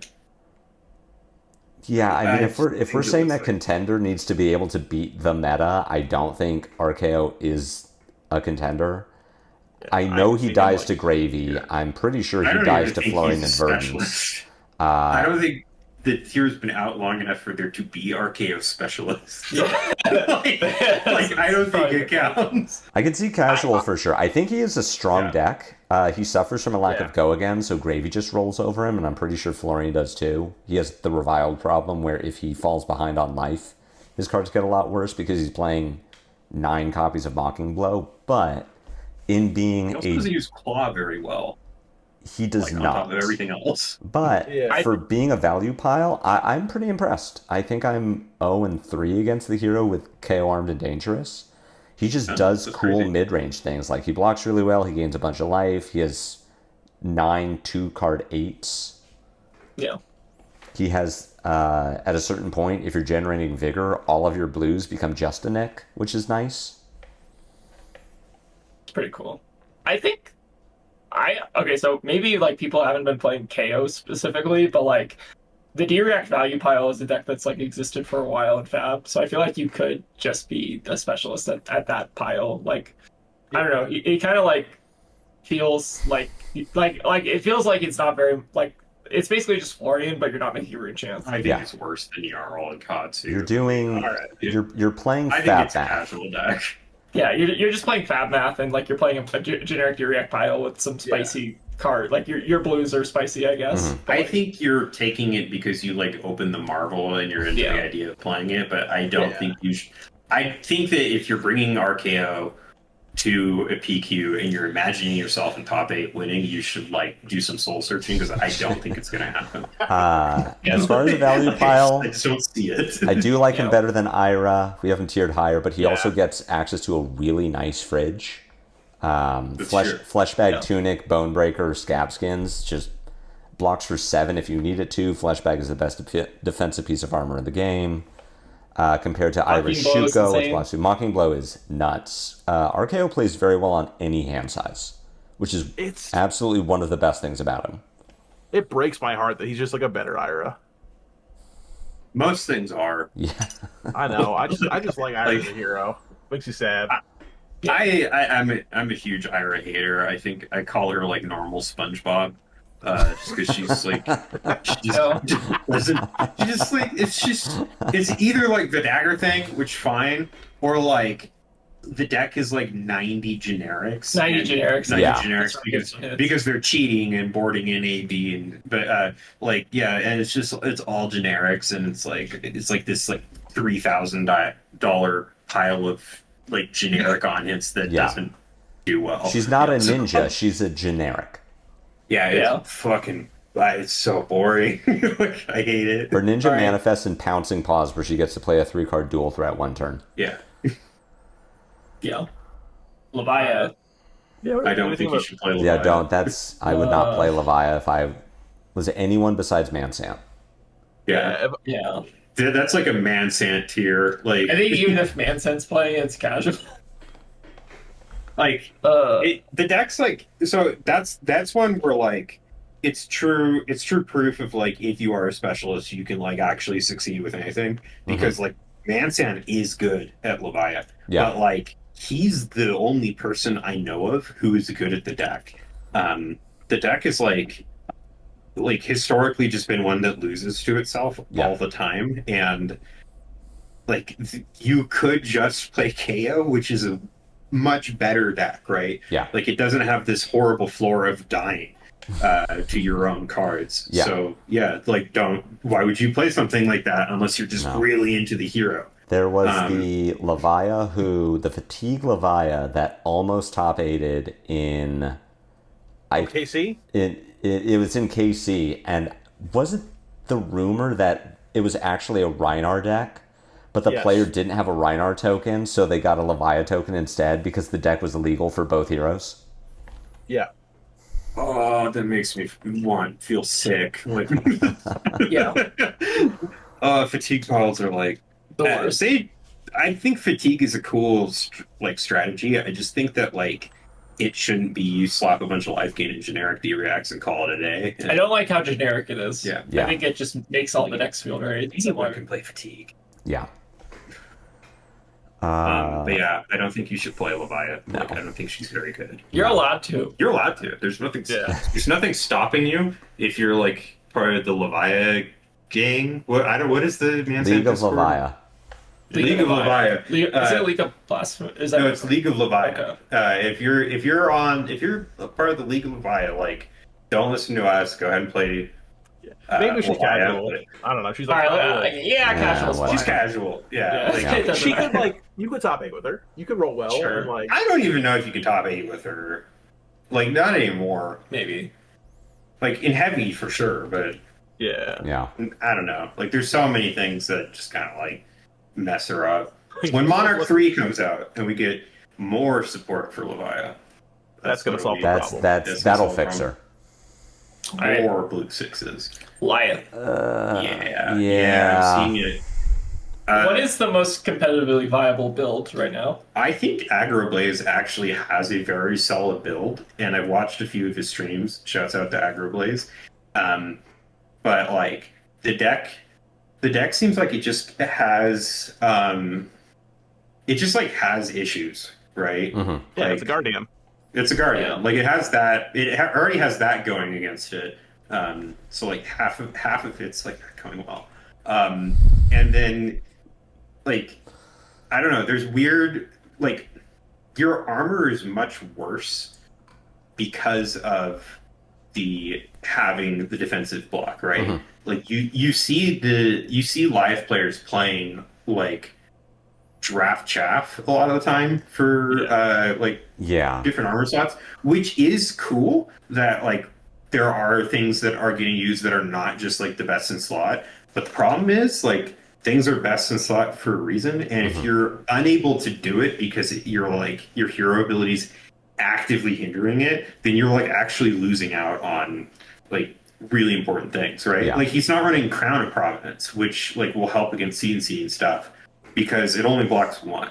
Yeah. So it's you should run something else. So it's you could run Skullcap, which is still okay because you can still make it block 2, but you're automatically just kind of downgrading your fridge just by playing him. Yeah. I think there are some interesting builds of Lyath that are running around. I've seen Fatigue Lyath be a thing where they're just running Steadfast and I forget what the other prevention effect. There are a bunch of prevention effects. Blessing of Serenity, Fiddler's Yeah. Green, Yeah. Vigil of Solace. Yeah, I've seen the works there. I've heard. Sorry, go for it. Oh yeah, no, you go first. I've heard rumors of Azalea 2 as a deck. I've seen that. Yeah. We'll see what that looks like. But I think Azalea had a lot of problems, and I think Lyath could run into a lot of the similar problems. If I've done a little bit of theory crafting on the deck, and I've never been happy with it. And now, if we're adding a whole layer of inconsistency with Azalea needing blues, I think it can get kind of ugly. The other thing about Azalea is that she had some of the best on hits ever. Red and Ledger's bullshit. Yeah. and nothing that Lyath has is Red in the Ledger. It doesn't. I disagree. I think there's actually, yes, because if you're the one that discard your whole hand one. Yeah, cut a long story short. Okay. That one with dominate or confidence. You're just telling people to go fuck off. That card is messed ridiculous. up. Yeah. It's basically time walk. So yeah. But you get to do once a game, maybe. Yeah. Maybe twice. Yeah. If you're winning. But I brought up I think Talishar. There are no Shizuka stats because there was one Lyath who apparently went 0-2 drop. So I brought up Talishar thinking that I would get better stats. And it's a little grim.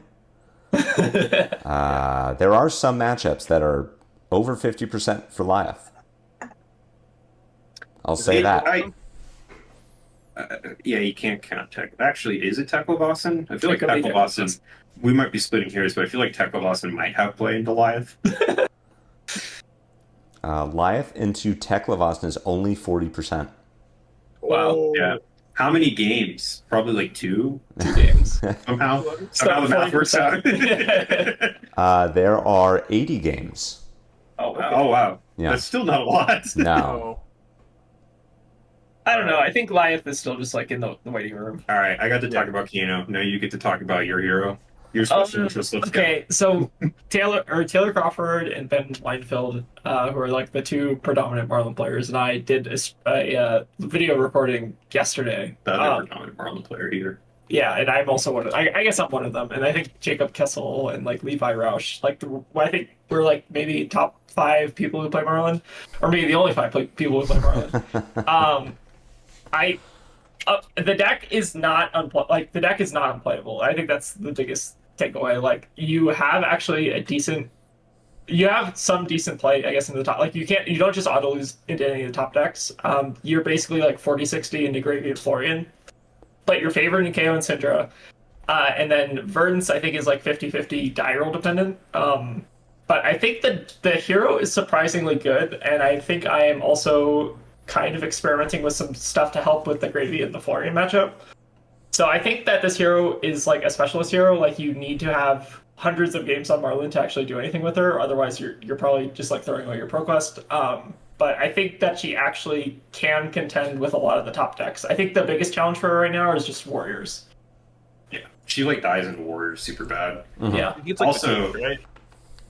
Your deck list is running 3 Fables at Yeah. the moment for like an optimal Marlin build. Yes, you kind of like and I'm not even going to be able to run Eye of Ophidia for the ProQuest. So I'm basically only running 2 Fables in my ProQuest. Because Tegan's taking the Eye. Yeah, I want to play with my But I think the deck is like surprisingly good. No one has reps into it. I've had 3 people in the past like week ask me what any of my cards do. Like no one's practicing against Marlin, so like no one knows what exactly the deck is doing. So I think that's kind of fun. It does have an issue where you just get hands that do nothing. Yes, Right? Like the same as a lot of the heroes. You're not playing Marlin for the consistency. You're playing it for like the high roll dopamine addiction of sending a harpoon for 16. Yeah. It's not easy either. The sequencing like Yeah. can really mess you up because of like the way things cost in the deck. Like the harpoon cannon costing 4 can kind of like cause you to pitch weird. Yeah. Like you can brick with Marlin, you can draw hands that like don't function, but the hands that do function, like you're on average sending like 13, 16 value a turn, which is really nice. Like probably even a little bit more than that if you're like high rolling super hard. Just overpower is something that you hate. Yeah, overpower is just a terrible mechanic, and I think that's like the biggest thing that's holding Marlin back. But it's like surprised, like a lot of the top decks are actually like kind of susceptible to overpower a little bit. Like Florian and Verdance both run attack non-attack. For Cindra, you're running Shark and Tar Pit Trap, which kind of like make the matchup a lot more like Tar Pit Trap does a lot of work in that matchup. And then Gravy, obviously attack non-attack, mostly non-attack though. I think a lot of the lists have congealed around like more non-attack than attack, but they still run a mix. And then KO is actually like if you just see King Shark in the first like 2 turns, I think that matchup is like unwinnable for KO. But yeah, that's my Marlin rant. I think you made a joke also to put her in like the bottom of don't play, but I think like you can actually play the hero. Like it's not like completely non-functioning. I don't think she's non-functional. I just like to. I have a local that thinks this hero's good and I like to give him shit. Yeah. I think this hero's probably pretty okay. I think that she has problems. She's a hero I would love to see be good, because like this is just kind of what Guardian could be, with a little bit less of a fridge, a little less consistent. I think she's really cool. I love playing her in limited. I would like to see this hero do well. I think Catch of a Day and Ataya are 2 really big upgrades that are like people kind of underestimate how adding a blue 3 block with upside to your deck like helps the deck. But sometimes you also just like randomly go fish against a KO on a King Shark, and you'll time walk your KO opponent, and they can't win. She's like she's a deck that like she has a lot of things that she does that are very strong. It is like solely a matter of like the deck is kind of incomplete. Like that you don't have a better quiver than Rustling Leaves, and like you're Yeah. kind of just running that because like And people hate running Sure, Crown of something. Dominion too. yeah, Mhm. like Crown of Dominion is rough, but like you kind of just need the gold to get going. So like, and like you need something that can deal with reacts. Like there should be like a king, React Harpoon. king whale harpoon, King and whale it stops harpoon. with stops reacts or something. That'd be cool. Like it just needs some, like she just needs like she's not like some of the other like just one more card decks. Like she actually does just need like one or two things to like make the deck like a more well-rounded thing. But she's very strong. She does strong things. I watch Marlynn gameplay every day because I mean I edit the videos, and like I'm like, yeah, this is really good. Like when you're winning, and then when I see you lose, I'm like, oh yeah, that is was entirely terrible. because you drew 4 reds, and that's oh well, Yeah. like that's terrible. Like, so yeah, but I think that she is a real specialist deck, and like definitely has like play into a lot of things.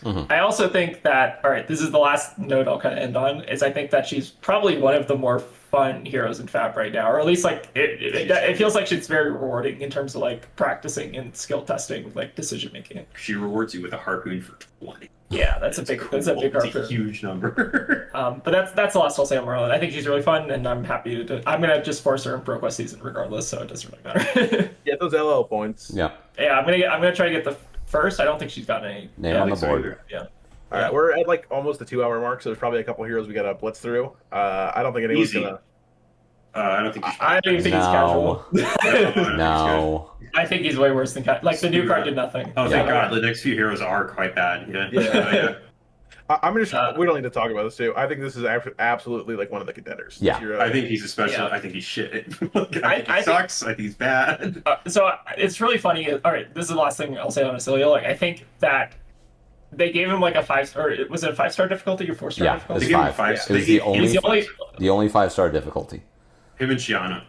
that okay. Like Okay. the deck is actually not that hard to play. No, You it's basically not. pull tune a counter, you activate your Greaves, and then you do the Gone Flash turn. If you don't have the Gone Flash turn, then you just send like random mid-range lightning numbers like that. It's not really like that hard of a deck. It's more so just like playing around disruption, which every hero has to do anyway. Like I don't know. I think that Oscilio players think the deck is really hard, but I feel like it's... I'm not gonna get into it. I made someone upset at me on Discord the other day when because I said like I don't think Oscilio is a hard deck at all. But Yeah. I'm not gonna go on a rant about Oscilio. But I think he's good. I think he's very good. I'm a hater. I think that he's a specialist hero, but like, sure, if you want to put him in contender, go for it. I think he does quite well into some of the top. I think what is the biggest struggle matchup like Cindra? Not even. KO was actually kind of bad. KO, yeah, he's 14. Fleshbag. Yeah. Yeah, Fleshbag being actually Troll relevant strength, into Oscilio. too. You cannot outplay a Fleshbag. He was 40% into Cindra and Shizuka. Personally, that isn't my experience. My experience in Singapore was that Oscilio dumped on Cindra because he could just sustain. He's like him and Kano are the two, like, one isn't 0 heroes because he could just find the combo, live long enough to pull it off, and then 30 you. I got high rolled in KC by an Oscilio who played the same Surgical Brilliance 6 times on turn 2. He definitely has a ton of high roll potential. He also has a bunch of awkward hands. I could see bumping him down to Specialist just as a hero, like, don't pick this up now if you're trying to play in a Pro Quest this weekend. Because you will draw 4 instants and die. Yeah, I think that I don't think he's the hardest deck in the game, but I do think that you need reps on him. You need more than a week of practice with like trying to jam some games with the deck to like take it to PQ and not just donate money to the prize pool. You also need to like be semi-apprised of like timing windows and priority and passing. Yeah. Like There's definitely a lot of game knowledge like you have to know for him.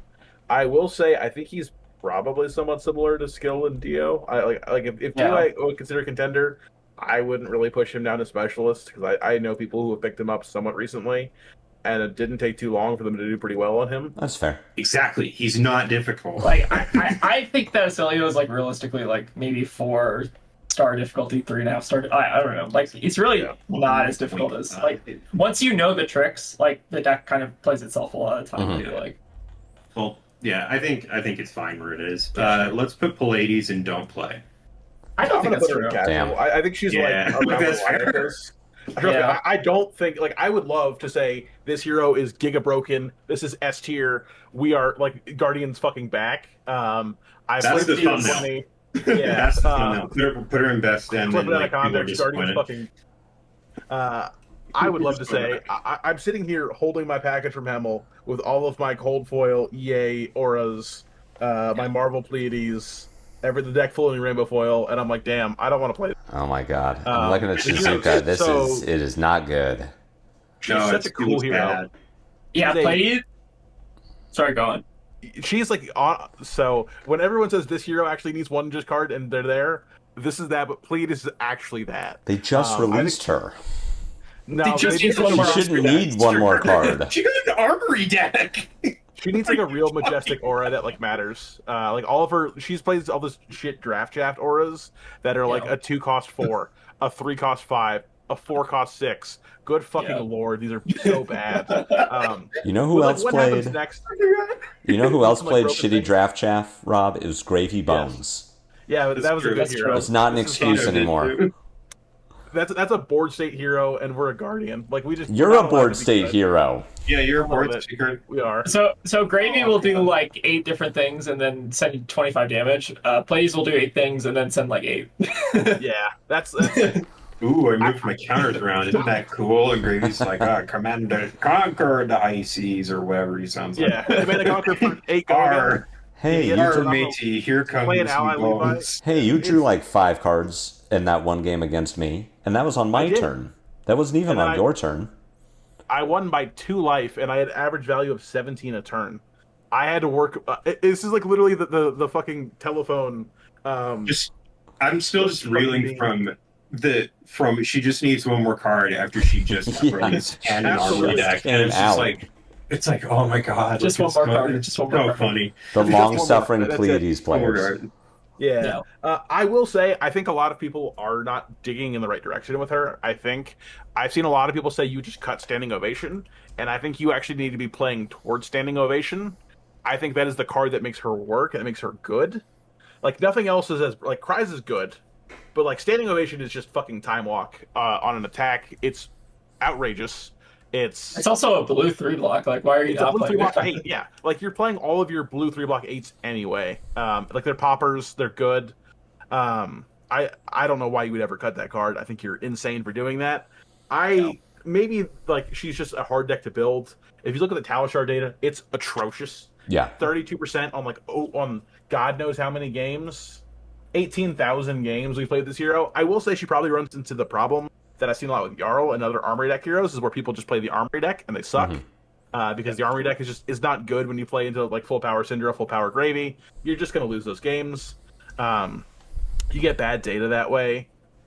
But I do think this hero has it. Like I think she Something. There's potential. Yeah. Yeah. where like Something I that- can look at heroes like Bravo, Betsy, even Victor. I'm like, this is like they just like have to play too fair.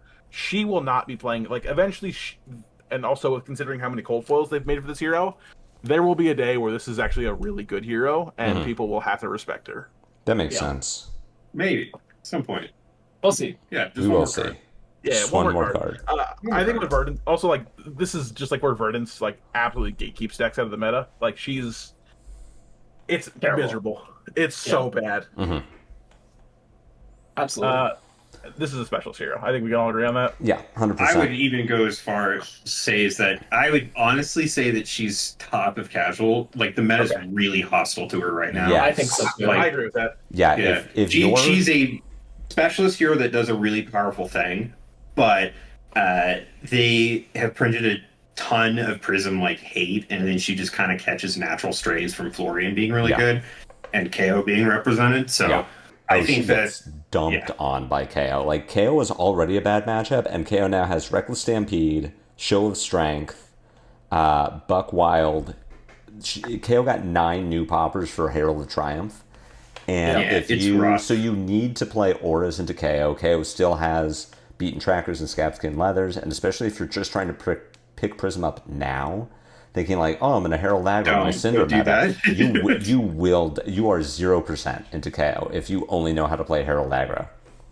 IMO, you shouldn't be playing Prism if you are only playing Herald aggro. Yeah. I think you need to know how to do the Aura's plan, and I don't think you can pick up the Aura's plan in a week. I say that, but I did do that for RTN, so who knows? Built But different. I don't think you should be playing her right now. It's weird that she's in casual because like you need to have the deck knowledge, but like she's not a specialist. Like even the specialists are dropping Prism. Like I think Kevin Murphy's been like down on the deck too. Yeah, like I play Prism, and like I've played Prism a lot, and I've done well with Prism. Like I'm not going to bring Prism to PQs. Like, Yeah, I but she don't- does I think it's right to do it like right now. kind of.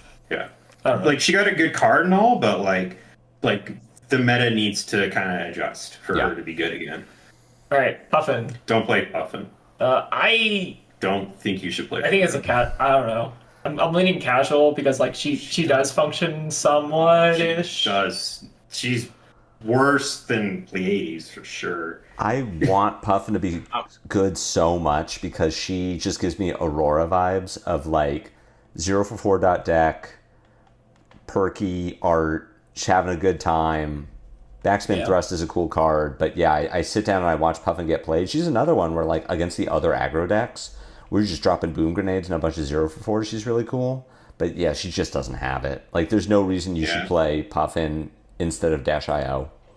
Boom grenades are so bad when you don't cast them off the top of your deck, though. Yeah, true. Yeah. It's way worse. I think Puffin also struggles in like the same way Vynnset does, where if like your opponent just passes when you have a bunch of cogs out and you're trying to block with a Skywarden, like you basically just like cannot convert your hand because Skywarden's in your deck. Yeah. Like, but you have to run it. The deck needs like multiple more cards. I think so, too. Not just one more card for it to function. She needs a way to make cogs. Yeah. She has a lot of ways to make. I don't She even needs know. Treasure Island. Treasure Island. She needs cards. Treasure Island. She needs to be able to make cog, then she can't. Yeah. All right, Rhinar. I would say Armory deck waiting room. Yeah. I think it's a casual deck. I'm like very high on the 0 right now. I understand being high on Rhinar when you see like a Rhinar do super well and make top 8, That's but legit. like those are like that's like two guys who can do that, and like if you're going to PQ and you're thinking about bringing Rhinar, you're not that guy. No. Like that's not who you are. What if I am that guy? What if You're that guy, like to be that guy? if you only play Rhinar and you're like the kind of guy who like messes up your Rhinar legendaries and gets them graded so they come back as 6s, because you only like if that's you, yeah, play Rhinar. But like if you're not like willing to go and play Sand Sketch to get Blood Rush, No. Then don't play Rhinar. Like No. I think he's casual. I don't even think he's Don't cope with specialist here. he's like that's cope. He's casual. Like I think he's casual. Him and specialist is mega cope. I don't even know if he's casual. Like, You could I'll put him top casual. he did top 8 like a real event recently, Yeah, but okay. like that's like But, that's like a specialist of all specialists. This who is did like- that. But he also has like real cards. Like he has a lot of 2 for 8s. He has does. Show of Strength, which is real. He has a great fridge. You Yeah. could just like play like a good like defensive like package, and then go, okay, I pitch deck a kill and I kill you out of nowhere, and I intimidate your full hand. So like Yeah. His hero I feel like power he's- is so good. I Her feel like power he's is just like very good. way better than just casual. But But he's I don't know, like, maybe the armor the deck- numbers just aren't there. Like it's just he's just like not doing well. Like outside of a couple people who are just really good at the deck. Yeah. Well, let's see. I guess Yeah. actually, like who's playing take a Rhinar? look. No, is this the one where the person top 8'd with the deck? Yeah. This is every event that was played. This was the calling and the battle hard. Yeah. Oh, okay. Oh, I guess I should Yeah. open up. What was the battle hardened? Oh, it was Guadalajara. Yeah, Eric won it. Eric did win it. He won it twice. Yeah. Yeah, So like the spread's not terrible, but yeah, He doesn't even have matchups for some of the heroes. that's true. yeah, Because like Yeah, but like because no one no plays one's playing. it, right? yeah. Ooh, when So I I guess put The when I data's put just not Guadalajara very in, good. Cindra is favored into Kayo, but very bad into Verdance. That's fun. I should have been doing this the whole time. I'll believe in casual. Yeah. I'm gonna put this where this All belongs. right. Yes. Hold on. No. Hold on. So if there's a lot of KOs, historically, Riptide's really good into that deck. But KO's trash. So KOs. I- Well, there are going to be a lot of KOs. But I think it's just like I remember like John and I practiced this a lot, like last year, where I was playing a lot of Fatigue Riptide, but games were close. Yeah. And like I think now it's just like games probably won't be close because it's just got like Kayo just got better since then, and Riptide really hasn't gotten anything. Well, I'm just built He different. gets a new so. card every set. Yeah. Okay. Yeah, maybe don't play Rhinar. Riptide. Riptide, the other green man. I'm looking at the results for Guadalajara and Shizuka. Guess which two decks Riptide is 0% into? Is it Kano and KO? Verdance. It's not Kayo. It's Florian and it's Cindra. Ooh, When, yeah, that when makes Riptide sense. is 0% into the go again deck that also gives plus power to things, that you know that Riptide is don't play. Yeah, He's got Marvel. That's cool. He does have Marvel. He does. I have two of the marbles even. Wow. All right. Boltyn time. You should not be playing. Depending where I put this, Ellie Bird is going to dox me and then send drones to my house. If you're Ellie or like a Boltyn enjoyer, like yeah, you can play Boltyn. The new card is good. Yeah, I don't know what it is. It's like a 0 for 5, 0 for 6, whatever. Damn. I don't know. It doesn't matter. Like, but I don't know. You still just lose It's still Boltyn. He needs when Monarch 3 comes out and he gets some more. He's like Levia too. Yeah, he's not. I don't think you should be playing. Did you know that when you're Boltyn, you could 3-card 3? How cool is that? Sure, casual's fine. He was really good in heavy hitters. Yeah, oh yeah. I mean, don't play Tekla and don't play Tough Knot. Don't play Tough Knot. Don't play Tough Knot. No, don't play. Like, don't, yeah. No, don't play Tough Don't Knot. play Tough. Yeah, Tough Knot's biggest struggle is just go white decks. Don't Tough play Knot's Zuri. biggest struggle is the entirety of the meta. Yeah. Don't Go play white decks at any hero at the top. basically. I think all 9 of those heroes just dump on Tough Knot. No, yeah, you don't play Tough Nut. I do think so. Valda's a deck that I think has not been experimented with hardly ever.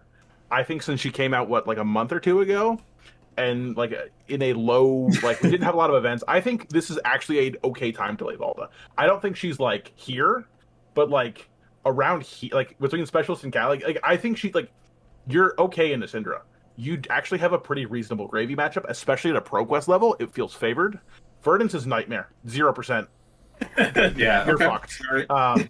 Florian is fine. Like you can play okay in a Florian, but KO is really good. Yeah, KO is. I've got 2 or 3 KO into Valda against a Reno local who's going to be at Sonoma this weekend. So I had to like, hey, this matters. The games felt close-ish. But yeah, the fact that you're turning on Valda multiple times, if she has a promising terrain down on the turn that you wanted to Blood Rush, you're so fucked. Like, you just, you have to not do that anymore, or else you're saying, okay, I hope this is a 30 damage Blood Rush, or else I'm just going to get fucking She also has a destroyed fridge on the that front rivals back. yours, which is like insane. Well, on the promising terrain turn, she just gets to block for 6 or whatever with the shield. Like, she just goes nuts against KO. So yeah, if you're expecting a bunch of KOs, you can just play Valda. I don't think she's like a terrible like. I think she beats Marlynn, so maybe put her above Marlynn. I think she's like okay here. I think this is also like an extreme specialist deck. I think I would rather be playing Valda right now. If I'm looking at the top of the meta, I would say victors don't play. Caveat. As a caveat, we played into UFON last week on Flesh and Bad stream. Yeah. But on his fatigue list, I mean, I don't know if you saw what he was doing this week on stream, but he was like fatiguing out Florians. He was. You can beat Cindras handily. It sounds like he was doing okay in the gravies. I think in like a ProQuest level, and if you're like a psycho, I think Victor can like do some really cool things. Like he wasn't. I think Victor's also pretty well represented at ProQuest level. Yeah, Victor's like a deck that people like. Yeah. But I think that's reasonable. There will be people who bring it for sure. Yeah. All right. Don't play Vynnset. Last but least. All right, like the definition of like here, I don't know. No, I don't think she's. I don't think she's. I think he's very bad right now. I think the people who are specialists are code. We know of a person who's like a Vynnset like basketball poster, and they're off of Vynnset because according to them, like she lost like her good matchups. Like I think Vynnset is like. I don't think you should be playing Vynnset at all. Like the deck's like the deck loses to itself. You'll lose to other decks. It loses to other decks. Yeah. It does a very powerful thing, and it tricks you into thinking that like it's the super strong deck because it does do a powerful thing. But then it like just loses. Like you take like 7 damage before you're ready to even like start throwing things because you're dying to blood debt. Yeah, I don't think you should be bringing Vynnset to this meta. All right, so now we have the all-important question: what is the best deck in format? Now that we've talked about everything, which deck are you guaranteed to win with if you bring this to your pro quest? True. And you can come and yell at Discord and Blue Sky if you don't win with this hero. Mm-hmm. I guarantee that if you play the best deck, you will win. True. That's how that always works. I don't know. Okay, fucking gravy. Why not? I think if you are practiced, I think Gravy's still really like Gravy just will win by itself. Like Gravy doing a good play will do really well, and then you'll also just have the deck win for you sometimes. Yeah. If you can't play Gravy because like you just are like I don't understand this, or like I don't know, like it's just like completely not something that you're like that's in your wheelhouse, like yeah, don't bring that, I guess. Cindra, I think, is like also, if you don't have the reps, Cindra is like probably the easiest deck to take and do well with. Mm-hmm. I think for your average pro quest, Cindra is going to be your best deck in the format. Like if you pick if you just look at a map, pick a random pro quest, I think Cindra will be like do you the best. Yeah. Yeah. Yeah. Yeah. I agree with that. If you are going to bring a Cindra, you need to be aware of the mirror, which is honestly, I'm playing Cindra, certainly in Sonoma, probably in most of my pro quests. The ninja mirror is atrocious. It's so unfun. I should show you the Marlynn mirror at some time. Definitely look into tech that you can play, like strategies. Go back to past tournaments, find Cindra mirrors, just see how whoever went first, how they navigated the game. I gotta say this, like I don't think that there's a single like interesting mirror in the entire game. I think there are. This point. I think Guardian mirrors. We can agree to disagree on this. Are the most fun I've ever had. Like playing a Jarl mirror is like one of the most fun I've ever had in Flesh and Blood. I was unironically a big fan of the Aurora mirror. I thought the Aurora mirror towards the end, when everyone knew that you had to be AB1, you had to play Tunic, was super interesting because it was like, how are you going to block the arcane? How are you playing around sigil? How are you like? I thought that was a really interesting back and forth of people trying to like just eke out points against each other. I liked the Kano mirror back when their tomes existed because it was a very interesting like stack counter stack game. But like I haven't played it since, and I kind of don't want to. I think the Zen mirror was fun. Like it was diagonal. I like how also we're talking about like, oh yeah, like here's mirrors like are for mirrors of heroes that no longer are in the game. Yeah. Mirrors that you cannot play anymore in Classic Constructed. I don't know. Yeah, I could see like Cindra or Gravy, like either or. I could see Cindra or Gravy. I think if you've got the Verdance reps, you can easily handle all of the other 4 heroes. Like, I think you could make legitimate arguments for these 3 being the best decks. Yes. Yeah. Yeah, if we're just counting the meta as decks you will see, then I think Florian and Kayo make sense there. But we kind of talked about it. If the meta tier didn't exist, I'd be fine putting Cindra, Gravy, and Verdance in BDIF, and then bumping Florian and Kayo down and saying they do well and they will do well against the other contenders. They just don't do enough against the top tier. Yeah. Yeah. I do think these 3 are like on a different level. Yeah. I like this tier list. Yeah. I think so. Anything from specialist up, or anything contenders up, are things for I guess meta up. You can realistically probably pick up, bring to PQ if you have the reps on it, right? Mm-hmm. Contenders are decks if you want to be a little bit spicy. Maybe play something that is a little bit like out of the meta, not necessarily, but like they're all still fine. And then Specialist is for heroes that people will play because they like the hero. Well, Specialist is for heroes that people will play if they are good at the hero. And they like the hero. Yeah, and they like the hero. And then Casual is for if you want to just play a hero and you like the hero. Mm-hmm. But like don't like the difference between those two is you can expect to do well if you're a specialist with those heroes, but I don't think you should expect that out of the casual decks. Yeah, I agree. And then don't play the ones that don't play. Don't play. Even if you like them. Don't play even those if you like ones. them. Just don't do it. No. Yeah. Resist the urge. Just to save bring your top nine. sit on your $40 and play your armory next week. It's expensive. Like Yeah, don't spend $40 to bring Teklavos into a PQ. Like at that point, just like go to a casino. Like you're gonna like, if you're gonna lose the $40, like just go into a casino at that rate, right? So Just come yeah, find me and give me your $40, and then I will yeah. play against your Teklavasa. donate the money to like a good cause because otherwise you're donating it to your LGS. And True. like, Check out patreon.com/lupinefiasco. Put your $40. There's no $40 tier, but you know what? I could make an exception for you. $40 Patreon tier would be like, I think people should be mad at you if you did that. Like, I will be- I'd be like, what the fuck is this? The That's tier what that bonus five's is that for. I'm your IRL friend now. Yeah, exactly. You can buy Jock friendship. Yeah, You Yeah. can call him come your hang close personal out. friend. You actually We get can play his, Smash Brothers together. Yeah. for $40. You get John's cell phone. Not my number, Yeah, what- my cell phone. I'll give it to you.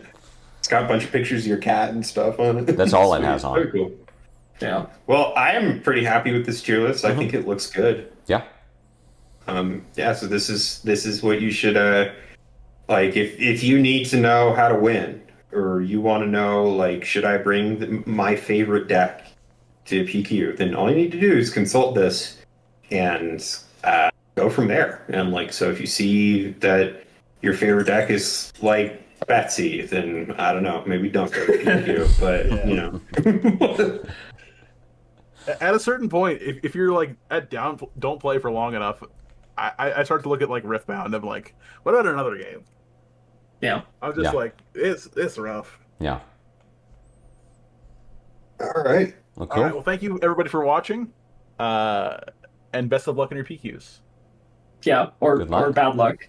Yeah. Good luck. Bad luck if you're playing against us, but Yeah, good good. luck otherwise. Yeah. That's right. Yeah. All right, take care, See y'all everybody. later. Cool. See ya. Bye.